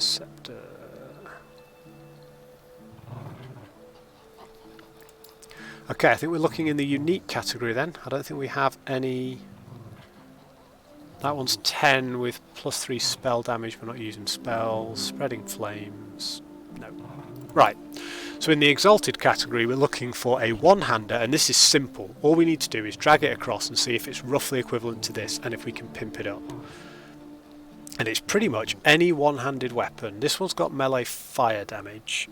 Not as good as... actually identical to the melee void damage on that one. But with better damage over time, chance to ignite, and lightning penetration. It's got a chance to poison on hit. This does more damage, this hits more quickly. So if we put this on... No, this one is better by a little bit of DPS. All I'm doing is changing the weapons for now and comparing how it changes the damage of swipe. If it goes up, we keep it. If it goes down, we look at it a bit more closely and probably don't keep it. This one, for example, is a belt. I'm not trying to do that, I'm trying to do that. Yeah, that one we would lose like 2,000 DPS. No, thank you. I need my damage. Spell we don't care about. One-handed axe, necromantic, melee physical, void damage, stun chance. I don't see that being any good. No, it's absolute garbage for this build. This one's got a chance to apply frailty, this one's got melee fire damage, increased physical damage. Not quite as good, but we're getting there, we're getting there. Right, what's this? 28 base, armor shred on hit. No way that's better. I could compare these numbers and work it out in my own head, but I'm lazy and I'm drinking. It just makes it easier for me to look. This is more like it. Increased movement speed, increased crit chance, melee damage. It gives us increased void damage though, and chance to chill. The affixes on it are garbage, otherwise the base item would have been lovely if we had another one of those. Don't think we're going to hit anything gold here. I mean, to be fair, I'll take best part of 2000 DPS increase. I really will. That one I like, but it's nowhere near as good. Flat bonus damage, so plus 38 melee void damage to every single attack is really hard to beat in terms of damage gain. Now, we can afford to drop a little bit of damage here because we've just gained loads, as long as what we are gaining is really, really useful. Right now, I like frailty on hit, but I don't like the rest of the affixes on there. This I like a lot. Best part of 9% melee damage leached as health and 159% physical, as well as a chance to apply frailty on hit. That's great. We would lose about 2000 DPS, and we can't apply anything else.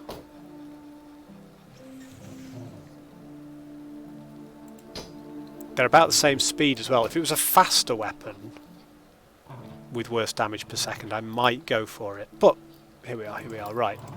So we've done a little bit of sorting out, and I've got more stuff to sort out another time. That one we definitely want to keep. That one I think we can absolutely get rid of, as scientifically put, it is hot garbage.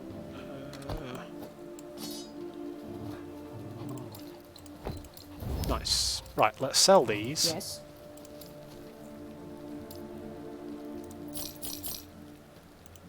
We'll buy all of these runes because we don't have enough runes of shattering. But I think it's now time we test out the new build and see if it is succeeding. Take care. I'm going to do one test run for this build, then I'm going to take a quick bio break, and then we're going to continue to try and crush in Reign of Dragons. So we are no more survivable. We've got better poison res, right? We're overcapped on void, we're capped on most things. We've lost a whole chunk of armour. So that's reducing our physical, but we have gained a chunk of endurance, which gives us better damage resist anyway. We don't have any unspent passive points, which would go in there, but we'll get some in a minute. So let's do the next experience node.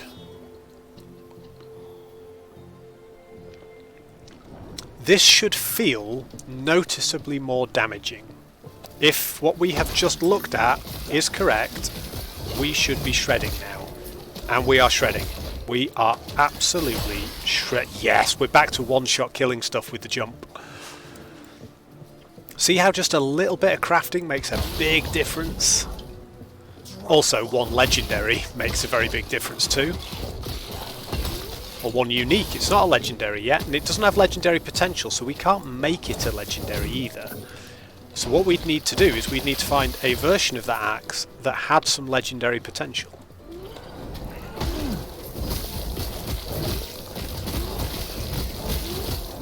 Yeah, okay, what am I actually doing here? Slay enemies to lure out an ambush. Well, slaying enemies is my middle name. Farthest slaying enemies goose.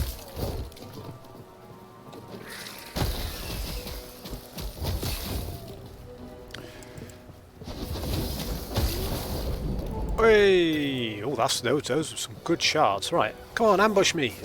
Show me what you're made of. I am the king of this jungle. I am the master of beasts.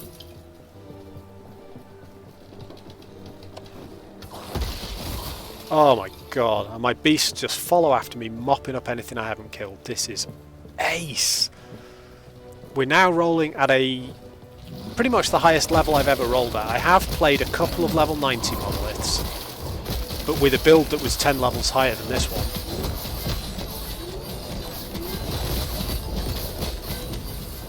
Yeah, you do your fire things. See if I care. Oh, okay. I wondered if I could tank that ability. The answer is no, I cannot. However, that was apparently the ambush. That's why it was so difficult. That was the whole thing. Man, this crushes. Yeah. Yeah, we're there. We're there. I think we're level 70 in the next one. What was that set of gloves? New set gloves, that's fine. And we'll go with some glyphs.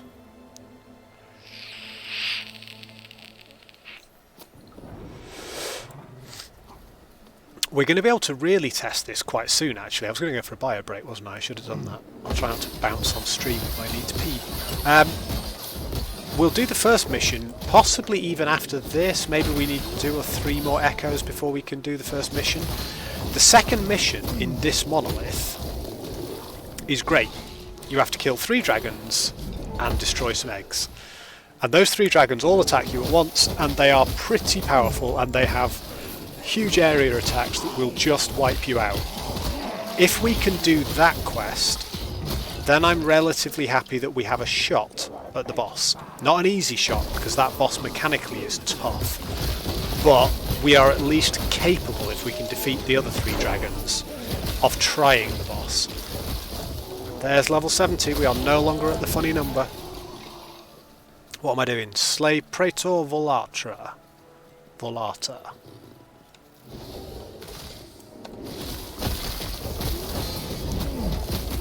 That's Ruby Captain Arjani. That's not who I'm looking for. Still, named enemy, and dead. There is definitely more damage to wring out of this build. We're not one-shotting everything like we were doing. But then, we've gone up from a level 66 monolith to an 85 monolith in about 3 levels of actual character. Resists while channeling, no thank you. Oh, of course, we went up a level. Let's bang ourselves another point of this survivability passive, which might just help us survive the odd smack from the zombie dragon at the end of this monolith. If I can beat the zombie dragon with this build, I will be happy that it's on track, because I've only ever beaten the zombie dragon once before in the game, and it took me, well, I did about 9 goes pre-season, pre-launch, and failed, and I did 2 goes post-launch and succeeded. So I'm keen to see whether we can do it with this build again. This build has never done it, whether I can do it again, but with this build. Ooh, what are these? Rule of the Simoon. I knew a guy at school we used to call Simoon.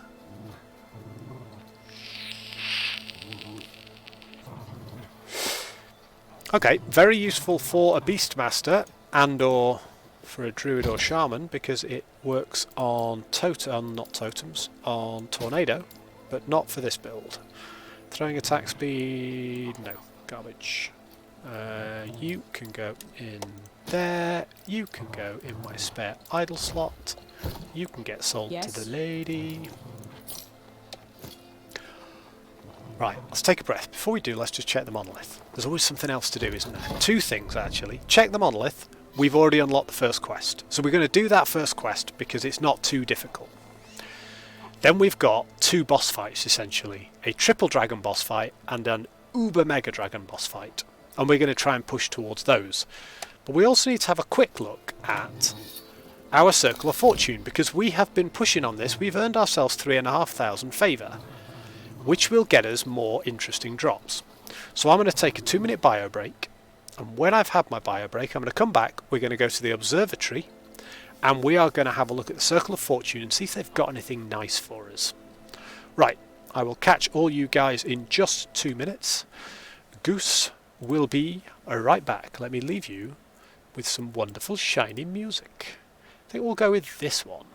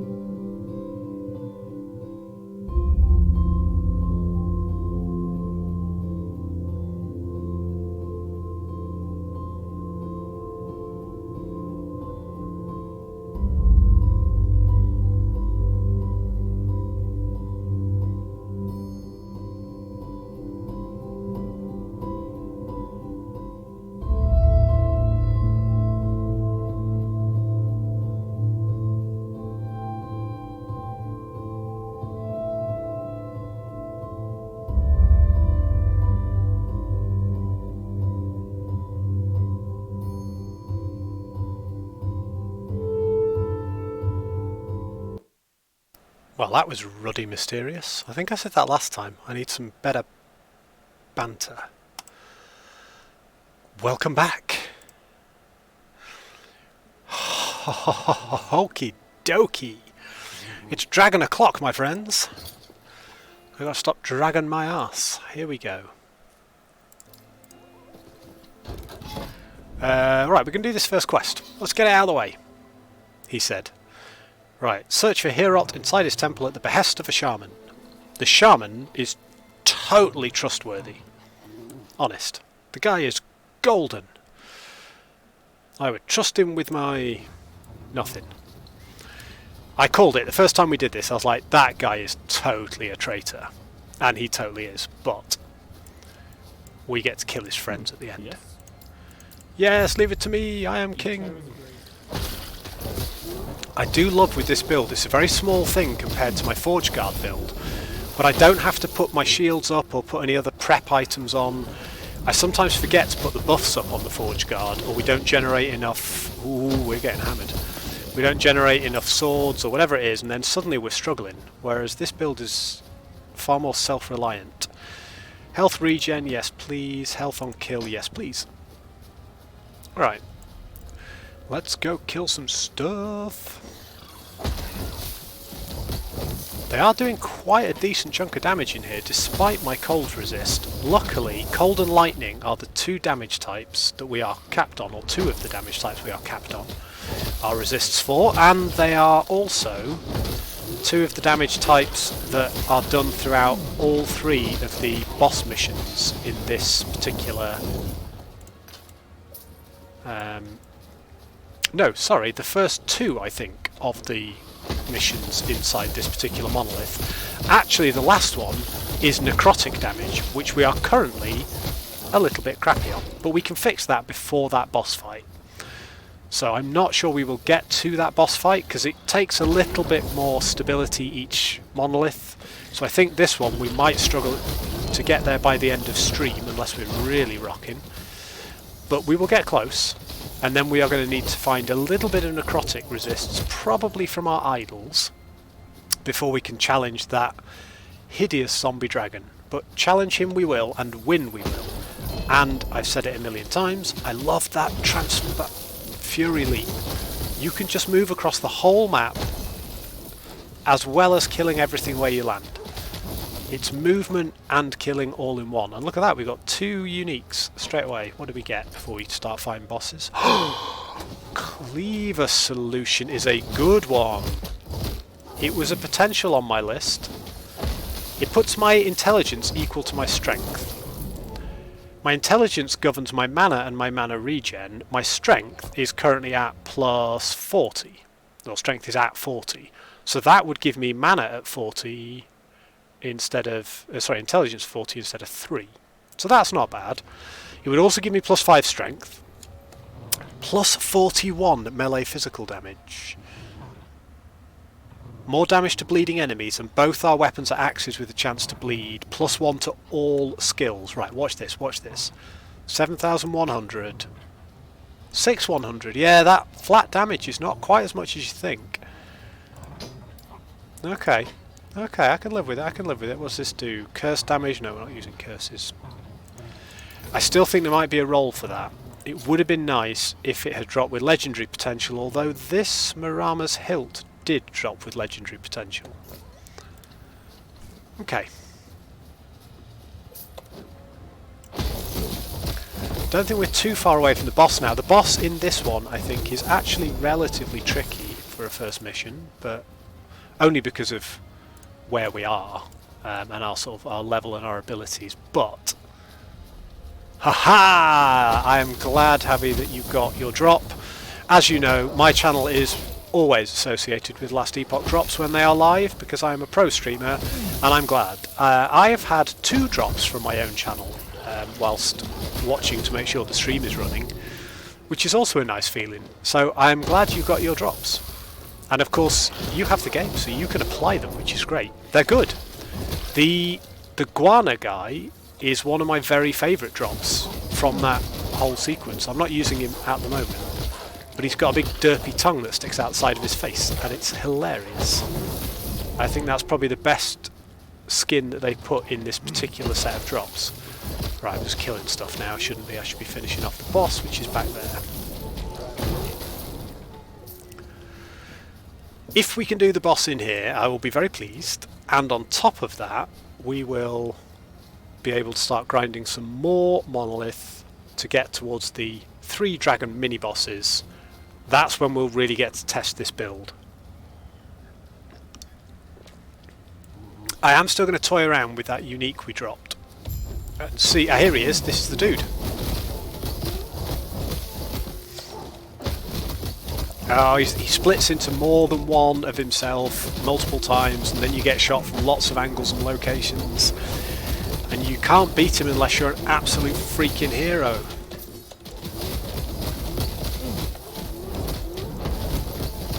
Guess what I am? Da da da da da da da da.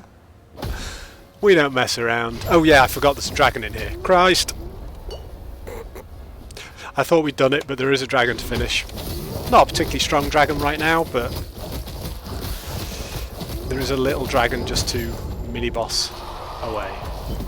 But it's those big dudes outside that are the real problem, because that dragon is wounded. What brings you here? Hello, you deceived me, you are a prick! Da da da da da da da da da. So that is the first mission of that Echo conquered. So how much stability do we need? We're at 71, we need 400 to get to the zombie dragon, so we need another 329. So let's do a couple of quick things. Let's sort out our inventory again. We don't need the necrotic resist yet. We've lost a load of lightning resist, which is bad.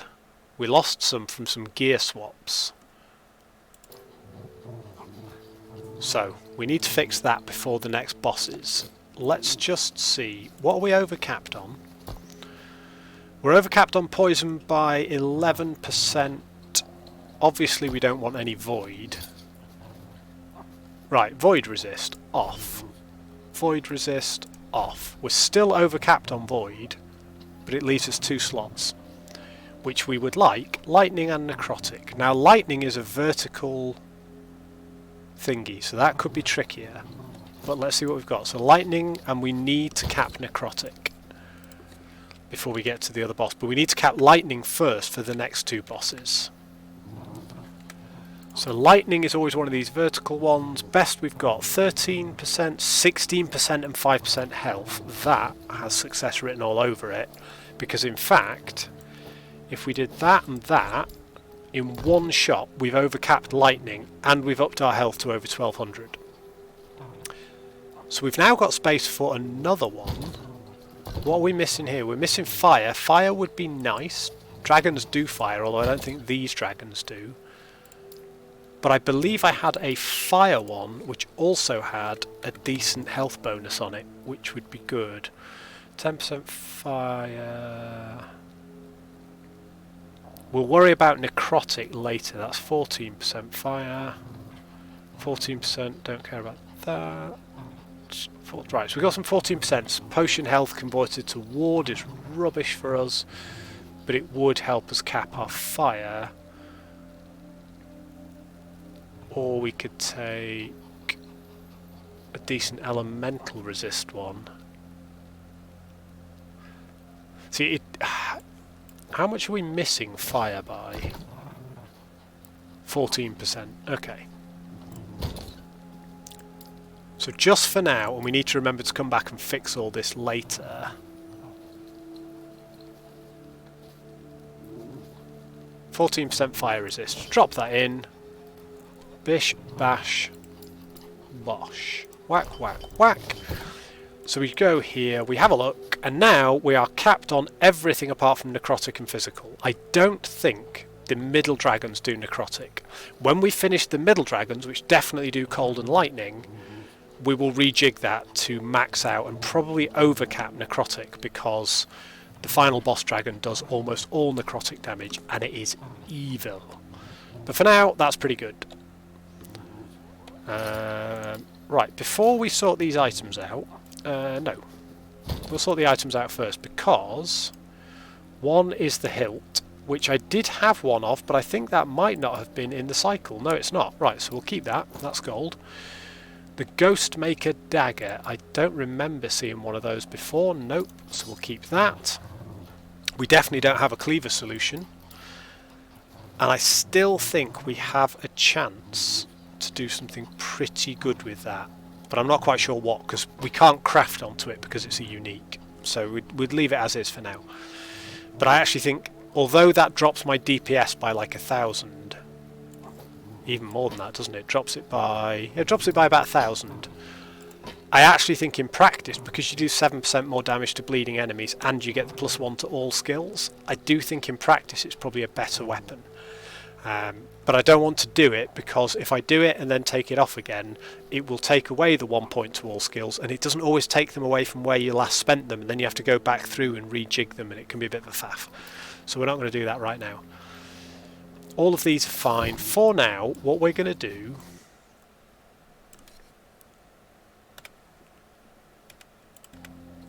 we're going to visit the observatory and just see if we can grab a couple of decent prophecies for Monolith to give us a few more items while we are monolithing.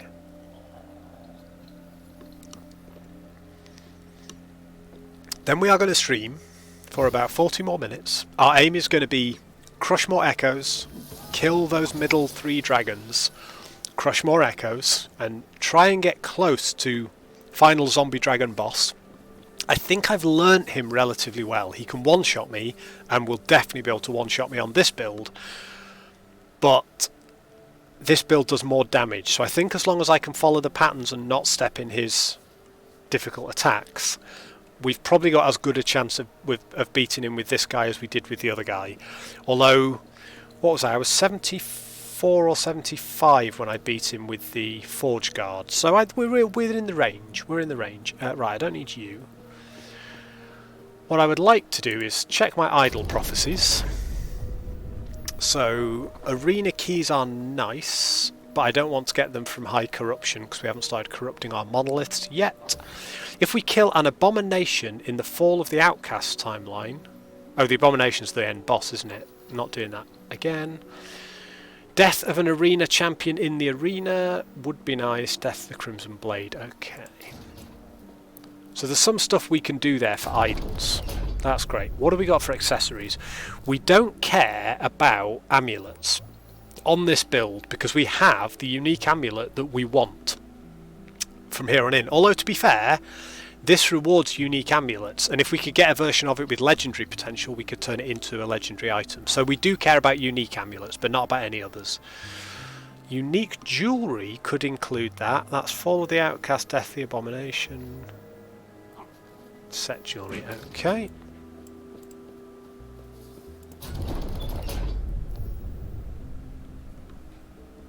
Unique weapon. Give me a second.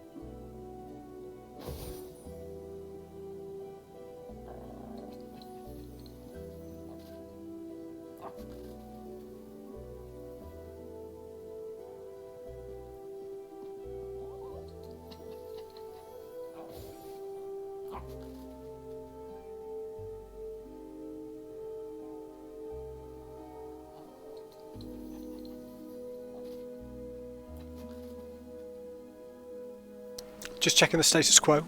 We're all good. We're all good. Right, what do we got here? Unique melee weapons. We have to beat Arena Tier 4. I've never done that. That's not going to happen soon. We don't want shields. Don't want two-handers. One-handed swords. We'd have to beat Arena Tier 3. I think we're vaguely okay for weapons, although I would like some more axes. Let's have a look at armour. We've not got a lot in the way of armour. So boots, boots, boots. Let's just have a look at what we have got on. These boots are amazing, right, for a couple of reasons. The main one is I can't hover over them while in here. That's annoying. Let's see what they do. No, I can't. Right, okay. So these boots have got a tier 6 strength bonus, which is great. Gives me more armor, more damage. They have 1.9 seconds of haste when you use a traversal skill. So I get 1.5 seconds of haste every time I use Fury Leap. Haste gives me increased movement speed. And the effect of haste on me is 9% higher. Now I have a better version of that experimental affix, which gives me 24% increased effective haste, and it lasts for like 2 seconds longer. But it doesn't come with 12 strength, 25 fire resist, and 15% cooldown recovery speed, which is what's taking this from a 5-second cooldown to a 3.9 second cooldown. So I'm quite happy with boots. I like the relic. The belt is okay. The helmet is alright. The chest piece is pretty nice. So belts and helmets would be the thing we'd really want from here. So these are belts. Kill Herot in the Age of Winter timeline. Well, I'm going to have to do Age of Winter. If we look at the map, Age of Winter is one of the 3 that we have to finish to unlock these 3 here. Last Ruin, Age of Winter, Spirits of Fire are the 3 that you have to complete to click this button in the middle and do Exalted Monoliths. So I'm quite happy to do that, because after Reign of Dragons we will probably do Age of Winter next. So belts, Age of Winter, yes please, we'll buy those. That's going to give me some favour spent. It's going to up my reputation a little bit. Then chest pieces, unique body armours, 5 of them. If I kill a diamond matron anywhere, 3 diamond matrons. I'm not sure what a diamond matron is, or whether I've even seen one before. So, we can't afford it either. Right, not bothered by that too much. What were the accessory ones again? Let's re-roll the accessories and see if we can get something a bit more accessoryable. Ah, relics, here we go. Stolen Lance timeline we're not going to be playing for a little while. High Corruption Monolith, Exalted Ring. Thing is, we'll have to do that at some point, so let's just buy it. All I want to do is to spend my favour, because it will help up the level of this. We're now only 69,000 away from level 6, and level 6 means that the unique items that drop are twice as likely to have legendary potential. Ha ha! Trainar's in the house! I am going to just say hello, buddy, in chat, because usual rules. I'm getting as many people as possible to be talking at once so that it triggers Twitch's little thing. I need 5 people saying stuff at the same time for Twitch to register so that we can start building communities. It's great to see you, buddy. Don't worry about being late. All you've missed is me grinding away. I have smashed it with this build. We beat the hardest boss in the game, arguably, in the Monolith, 7 levels under him, or more, maybe more than that. We lost once because we got stuck on his tentacle, and he hit us with his one shot. We went straight back in, crushed him. So that's all on stream. And I don't think we're going to get to the next boss. We're going to stream for another 30 to 40 minutes. And then, if we've got a few people on still, like we do right now, we're going to try another raid, because last night's raid was so successful. Having raided a favourite streamer of mine who is currently doing a subathon where he stays live on camera, and every time people donate, the timer goes up and up. Those of you who were here yesterday were part of that subathon. You saw the outcome. For anyone who wasn't here yesterday, because he's a YouTuber and he does at least one YouTube video every day, he's been recording his YouTube videos live on stream, because he hasn't stopped streaming for the last 200 and something hours. He's been sleeping on stream and everything. Everything he does it on stream. So he was streaming, recording a YouTube video, but he'd forgotten to turn notifications off. So he just started and got into his intro of his YouTube video on the patch that came out yesterday. And we popped up and went, hello, we're raiding with 5 raiders, and ruined the video for him. So we're going to raid somebody else, not because we've outstayed our welcome over there, but I think, you know, we'll spread the love a bit, and there's plenty of people I follow who stream this game. But that was fun. We enjoyed that yesterday. Right, let's go and crush.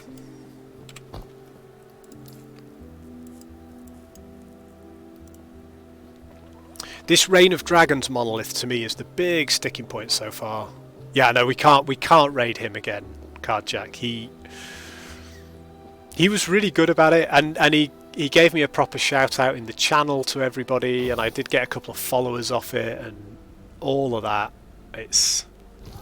Oh yeah, like, he doesn't pee on stream, and if he's also not like avoiding time with his wife and kids and stuff. Like yesterday he had some stuff to do and he wanted to take his daughter to school and stuff, so he paused the timer and did that off stream. But yeah, he's sleeping on stream. He's got a camera set up on his bed. If he needs to go off stream for a bio break, he's just doing that. That's fine. Everybody's giving him permission, because he started at, like, when he went live, I think the timer had already gone up to about 7 hours. And today is the first time it's dropped below 40 hours in 10 days. I don't think he was quite expecting this reaction. It's been brilliant. I'm pretty sure it's against the Twitch terms and conditions to pee on stream. I don't even think the black bar lets you get away with that these days. Pee on stream or nothing. It is the only way. I mean, some people would pay good money for that, you know, hot tub just peeing stream. Let's get another ring.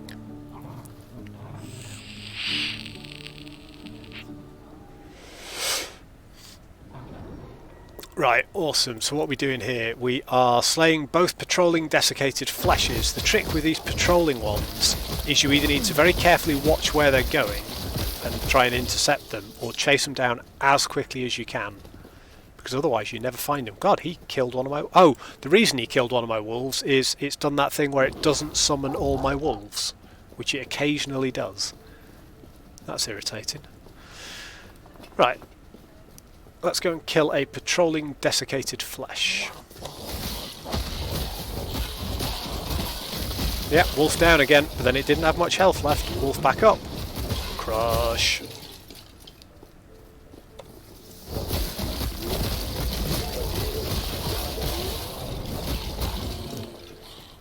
See, these echoes are definitely harder, but they are doable. It's the next boss one that I'm really interested in, because that is hard. If we can at least put up a good fight in there and take 1 or 2 of the 3 dragons down, I'll be pretty pleased with the way this build is going, and I can be pretty confident that once we've made a couple more levels, that those dragons will fall to us. But then we're going to have to respec ourselves in order to do... Right, hang on, don't go there, go... What's it doing? It's doing some... Can I do... No, I can't do that. Okay, there's an invisible wall there. That's slightly annoying. Hello, Shrouded Diamond Matrix. Is this the dude we've got to kill? Yes, it is. That's one of them. Oh, we got a wolf down. We have a black wolf down.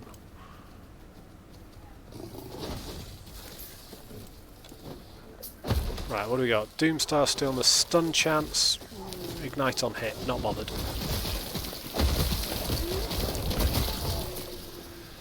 Okie dokie.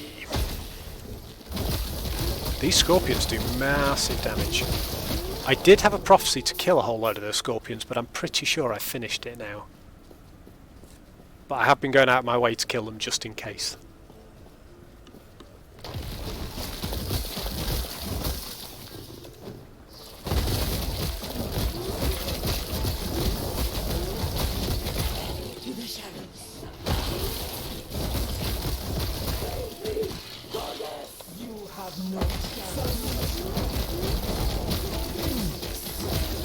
I don't want that fire on me. Column of fire equals badness. Wow, column of fire equals absolutely trashing minions. I've not seen my minions die like this before, which is interesting. I wonder if I suddenly need to start looking into minion survivability, because until now they've just been rock solid. Either we're not killing quickly enough, or the minions are more fragile than I am, because maybe they don't benefit from my resists or something. I need to investigate this. I've previously been playing, that's a great sword. I've previously been playing with minions that don't have health and get killed. So I've been playing with the swords from the Forge Guard, and those swords don't get attacked. They just last for 20 seconds and then disappear. So you don't have to worry about them getting killed. Yes, yes, and yes, definitely yes. 1,000 times yes. Also, you say that it's hardcore to pee on stream. I have been considering making a hardcore character. We're not going to do it until we've pushed through the final stages of the end game and tried everything the game has to offer. But I could be tempted by making a hardcore character on this game, because I'm starting to understand this game, and I feel if I died, I could recognise it was probably my own skill level and not my ability to make a build. So hardcore is, you make your character, you play your character, the first time you die, that's it. You lose that character, everything they were wearing, everything they were carrying. Anything in your hardcore stash is safe, but you're starting from scratch and there's a good chance that you will lose your character. In my case, I have died in the very second zone. When I played Forge Guard, I died a total of 8 times between 2 characters, so you might not even make it past like the second zone. Ah, I see. Are we getting a little bit of lag now? People are starting to complain in chat it's getting laggy in the in-game chat. And I have started to notice a couple of invisible walls, but that might just be rubber banding rather than actual map issues. Don't care about shields, but I will take runes and XP. Let's do this.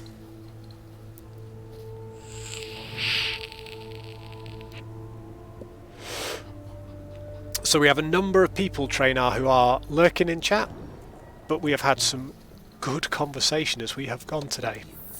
It has been another busy one, I am very pleased to say. We saw peak counts of 6 people and we were all chatting at once. It's been really good fun. And I started talking to you and I got poisoned. Ironic that, isn't it? I think that must be something to do with you, because poison is in the air. I'm getting consistently poisoned here. I think Petito is around. Oh, my wolf got poisoned to death too. Ah! Don't summon a column of fire on my now dead wolf. Yeah, I'll show you. Yeah, this build is coming together. I think the addition of the Sabertooth, getting rid of one wolf and putting the Sabertooth in, has made a big difference to damage output and balance as well. Again, the build just feels to be a bit faster and a bit more flexible. I've got an option now for if I want to up my own damage, or if I just want him to do a burst of damage to finish off one target. So I've got some single target options as well as my big area option, which makes this build more flexible. Healing effectiveness is nice, but we don't care. We're not doing shield builds on this. We can farm shields on our Forge Guard if we need shields on our Forge Guard.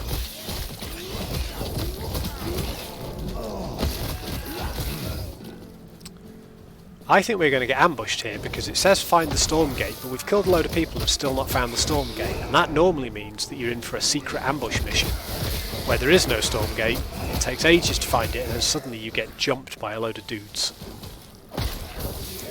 Which is very much my Friday night MO. Right, let's get ourselves a rampant exiled mage. Wow, even on this difficulty they are killable, which is nice. And we got a 37% chance to shockwave on hit with upheaval shard out of that. I say shard because I don't think we're going to equip that item, but I mean, my god, that swipe attack from the Sabertooth is worth every single one of the 31 mana it costs, because it shreds. Crit strike chance, yes please. Oh, what are we doing here? Ah, dying is what we're doing here.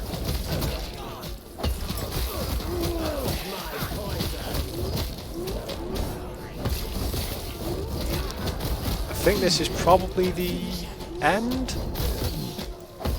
Yes it is. I thought so. We got ambushed. We did it. Right, take that, take that. take that. What's this got on it? Chance to blind on hit. Nope. Not fussed. There was some more up here that I had to run past in order to keep up with my pets and stop them dying. Increased elemental damage. Probably worth breaking down, to be fair, just for some other build. No room. Oh wow, I haven't even got room to pick up the runes. No room for runes.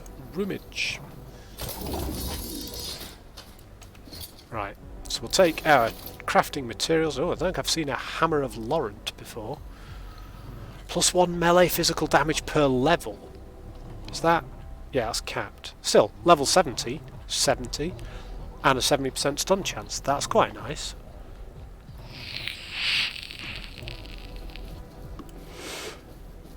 That's a nice example of a unique item that levels with you. So as you get better, it gets better. There aren't many of those. Drought's Release, Wiggly Dagger. Any Wiggly Daggers in here? I don't think we do. Not seen one of those before, and it's got legendary potential. Good for rogues with Acid Flask. That's pretty good. We'll keep hold of that. Right. Idols for now. We're not fussed. We'll sort out idols later, once we've beaten these dragons. Right, we need to do a little item sorting, don't we? So where are we at? 8:30. How close are we to doing these dragon bosses? I don't think we're going to get to do the mini dragon bosses before I kill the stream in about 20 minutes time. When I say kill the stream, I mean raid some awesome and meaningful streamer for content. This time though, I'm going to try and do it better. I'm going to try and do my stream ending soon screen with a bit of music, and then we will jump in someone else's chat. Whereas yesterday I raided and then was busy apologising the whole time my stream was just me going typey typey. You know, we'll go pro streamer this time. Always better. Right, here we go.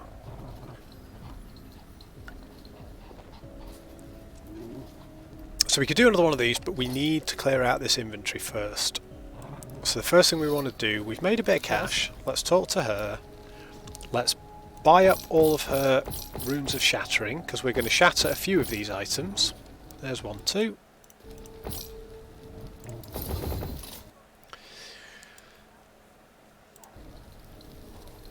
Right, so what do we got? That's got melee attack speed. I don't want a two-handed sword, but I do want melee attack speed runes. It gave me none of them. Shame. Elemental damage we were going to take as a rune. Crit strike chance. I'm not using scepters. We'll have that as a rune. Health on kill. Health regen. So none of these are items I intend to equip or use, but I want the shards from them to craft other things with. Those are actually a really good set of boots. They've got 6 strength already, 5% cooldown recovery speed, so not as good as the ones we've got on, but they've got 35 forging potential, so we could up the strength to tier 5. It wouldn't get near where it is there, a god roll tier 6. We would lose the haste effect, but we could keep the cooldown recovery but gain 41% armour. And this has got more movement speed than these boots as well, which we like. Let's do a little bit of crafting. Let's see what we can get with it. So first off, we want to put another affix on the front. We like everything in here. Cooldown recovery, armour percent, strength. We like all of. So the other prefix we're going to put on here will be... Are they the only applicable... So I could put attunement on here. Attunement is good and we don't have enough of it. Let's put attunement on. Oh, nice. Oh, we've spent a lot of fortune potential. Hey, we critted! What did we get? What did we get? Oh, we got another level to attunement, so we've maxed out attunement. Let's do some CDR.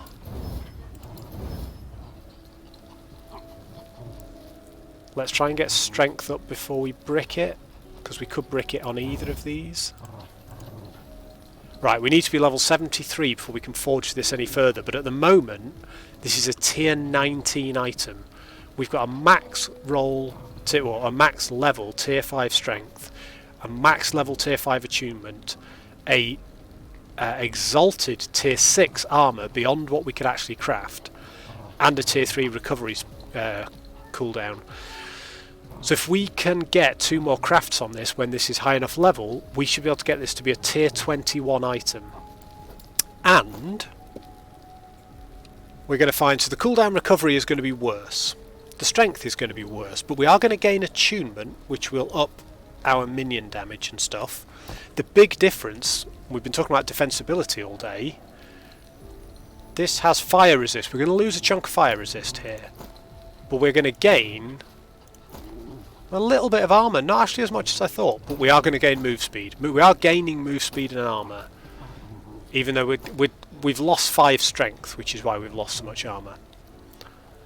So it's a trade-off, but I think that helps us with survivability just a little bit. Right, in there. Don't care about you. You are leech, crit strike chance, health on hit. Don't care about you. You are...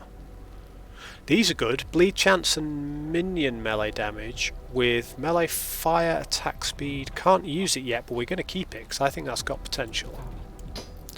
I've got a lot of crap to clear out of here when we finish streaming, but I've been refusing to sort it on stream. Don't really care about that.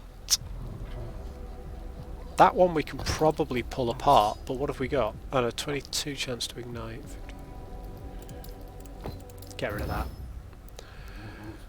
This is 172 with 10% increased health, which is pretty high roll. Cooldown recovery.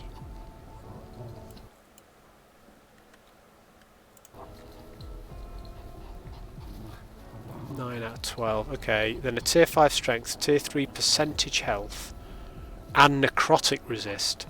So when we get up to 76, that would be great. We're going to be past needing necrotic resist at that point, I suspect. But that is a very good potential build piece. That's got dex. That's got aspect of the shark effect, which we want. Let's shatter it. We got one. We got one shard of it. Physical damage and endurance. You're off there. Minion damage, crit strike avoidance, we haven't got a lot of, have we? Oh, we've got some actually, but we'll take some more. Shockwave on hit with attunement, with upheaval we want. We don't want that. Right, cool. Yes. Right, so we've got 45k left. We've got an empty inventory. We are approaching level 71. Let's go slap a few more echoes. Let's get some XP.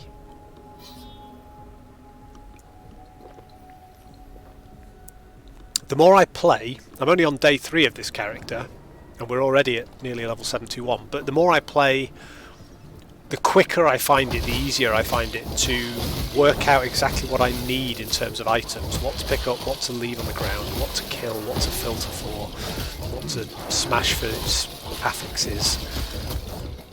It's all a little bit better. The game, as we were talking about a little bit yesterday, Cardjack mentioned it. In fact, Trainer, you mentioned it as well. There's a lot going on in this game. It's already, in terms of content, really quite rich. There are a lot of mini-systems, a lot of other sort of things going on.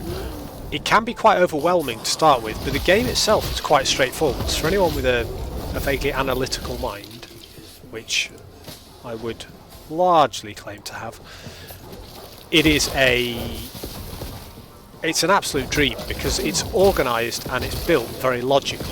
So after a bit of time playing it, you can see through the levels of complexity to the bits you want to do and the things you need for your build. And that will change based on the way you like to play and the character class you've chosen, and none of it is wedded to a certain sort of class or mastery. So it's not like, I want to go fast and I want to kill stuff really quickly, I have to be a rogue. I want to tank damage and stand in the way of things. I need to be some form of barbarian-y type thing. It really doesn't work like that. You can make anything work to your playstyle by customising the skill trees and stuff. We'll definitely take that one.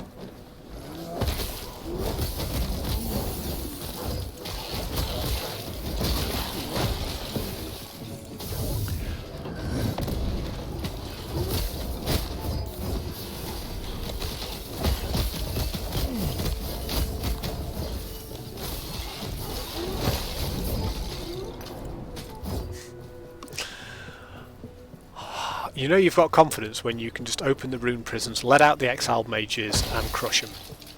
It is rather nice, and to be able to jump and land on their heads with that jumpy skill is also quite cool fun. Still does an awful lot of damage when you land as that skill. Whether you're jumping 20 feet or you're just jumping exactly where you stand and crushing, it is impressive.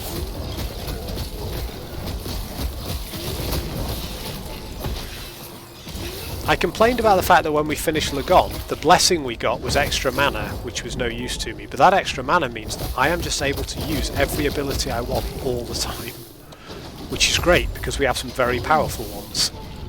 You know, we've got a really good area attack from our Sabertooth, we've got the massive buffs from our wolves, and then we've got this. Jumpy poos! It just gives us that flexibility, but the mana is there, which is great. And we've finally got some more Sabertooth skillage. XP, XP, XP. Oh, we are close. Right, we're not ending stream until we hit 71. We're just not. I can't remember what I was going to do with him.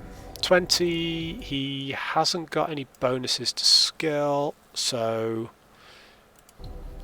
I think we'll give him one more attack speed and one more damage in area. In that order. Kill, grab, go. Right, we're going to do one more of these. That's going to get us 71. We're going to do this one because I want the gold.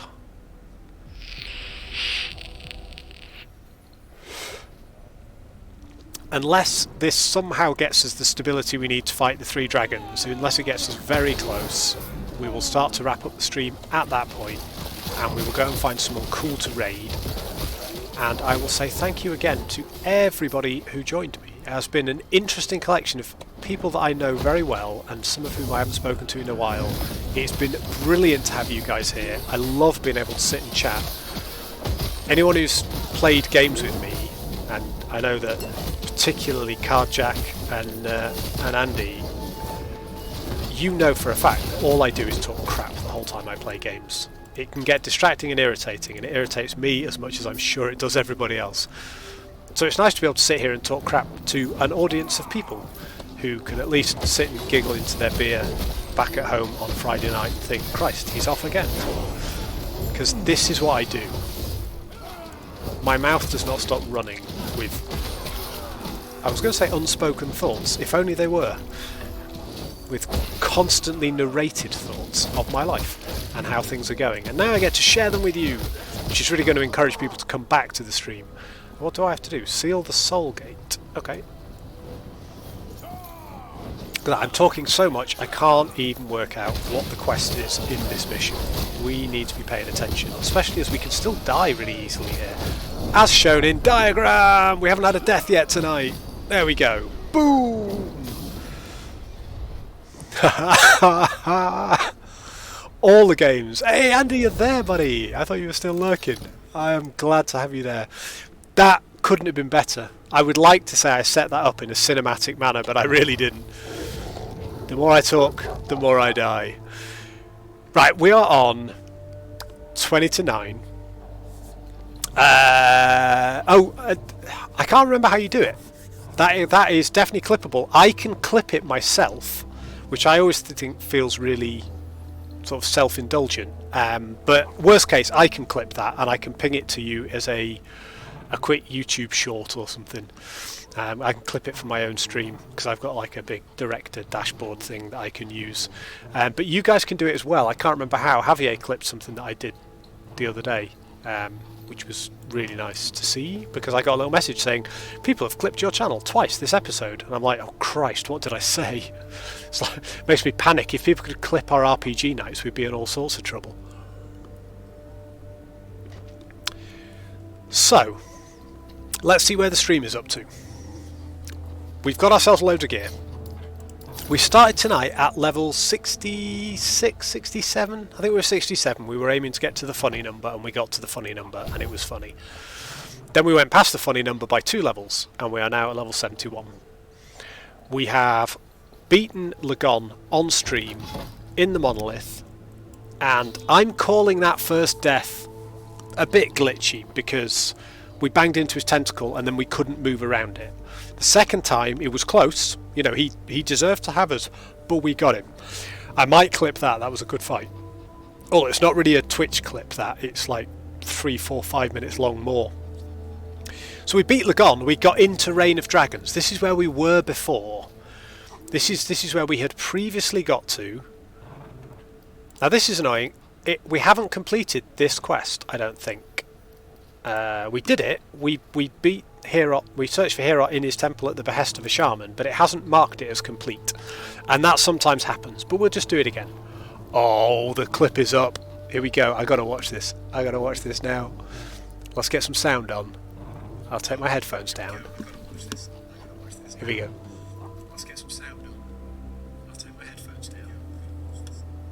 Here we go. Let's get some sound on. I'll take my headphones down. I'm talking so much I can't even work out what the quest is in this mission. We need to be paying attention, especially as we can still die really easily here. Death yet tonight. You're right. Timings are everything. That was just gold. You couldn't ask for more. I might put that out as a YouTube short because I've never done a YouTube short, so you know. Guys, thank you for hanging out. It has been great to see everybody again. I'm going to do a YouTube short later on this evening, but for now we are going to head to my channel and we are going to find some people to raid. So if we go to, I believe this is what we did last night. We're going to raid somebody different. We are going to go to Stream Manager. And then what I'm going to do is I'm going to put us, when we are ready, into a little raiding posture. And we're going to go into our stream ending soon. But let me first have a look at who's out there that I could chuck a raid to. These people are all huge streamers, and it feels very self-indulgent and a little bit like I would be raiding somebody with 3,000 viewers to try and get myself viewers, which arguably I would be doing, but there's a couple of smaller Last Epoch streamers that I really, really like. I wonder if any of them are on, who stream really good stuff. They're great guys. That's that same tree This you dude come is an before, right? absolute hero. Let's raid this guy. I'm going to put that on. You won't be able to hear. That's fine. Right.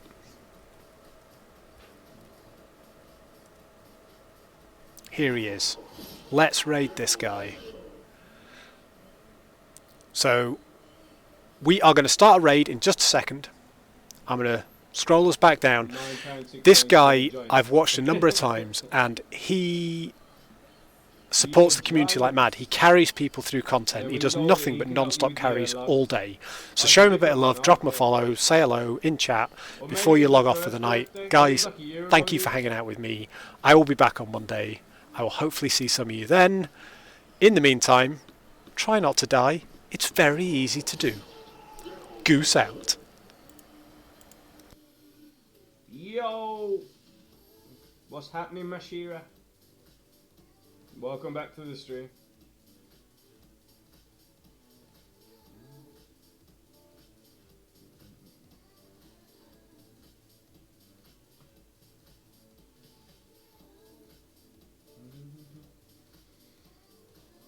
Yo, hi Cap, how are you today? I'm good, dude, man. Right, we posted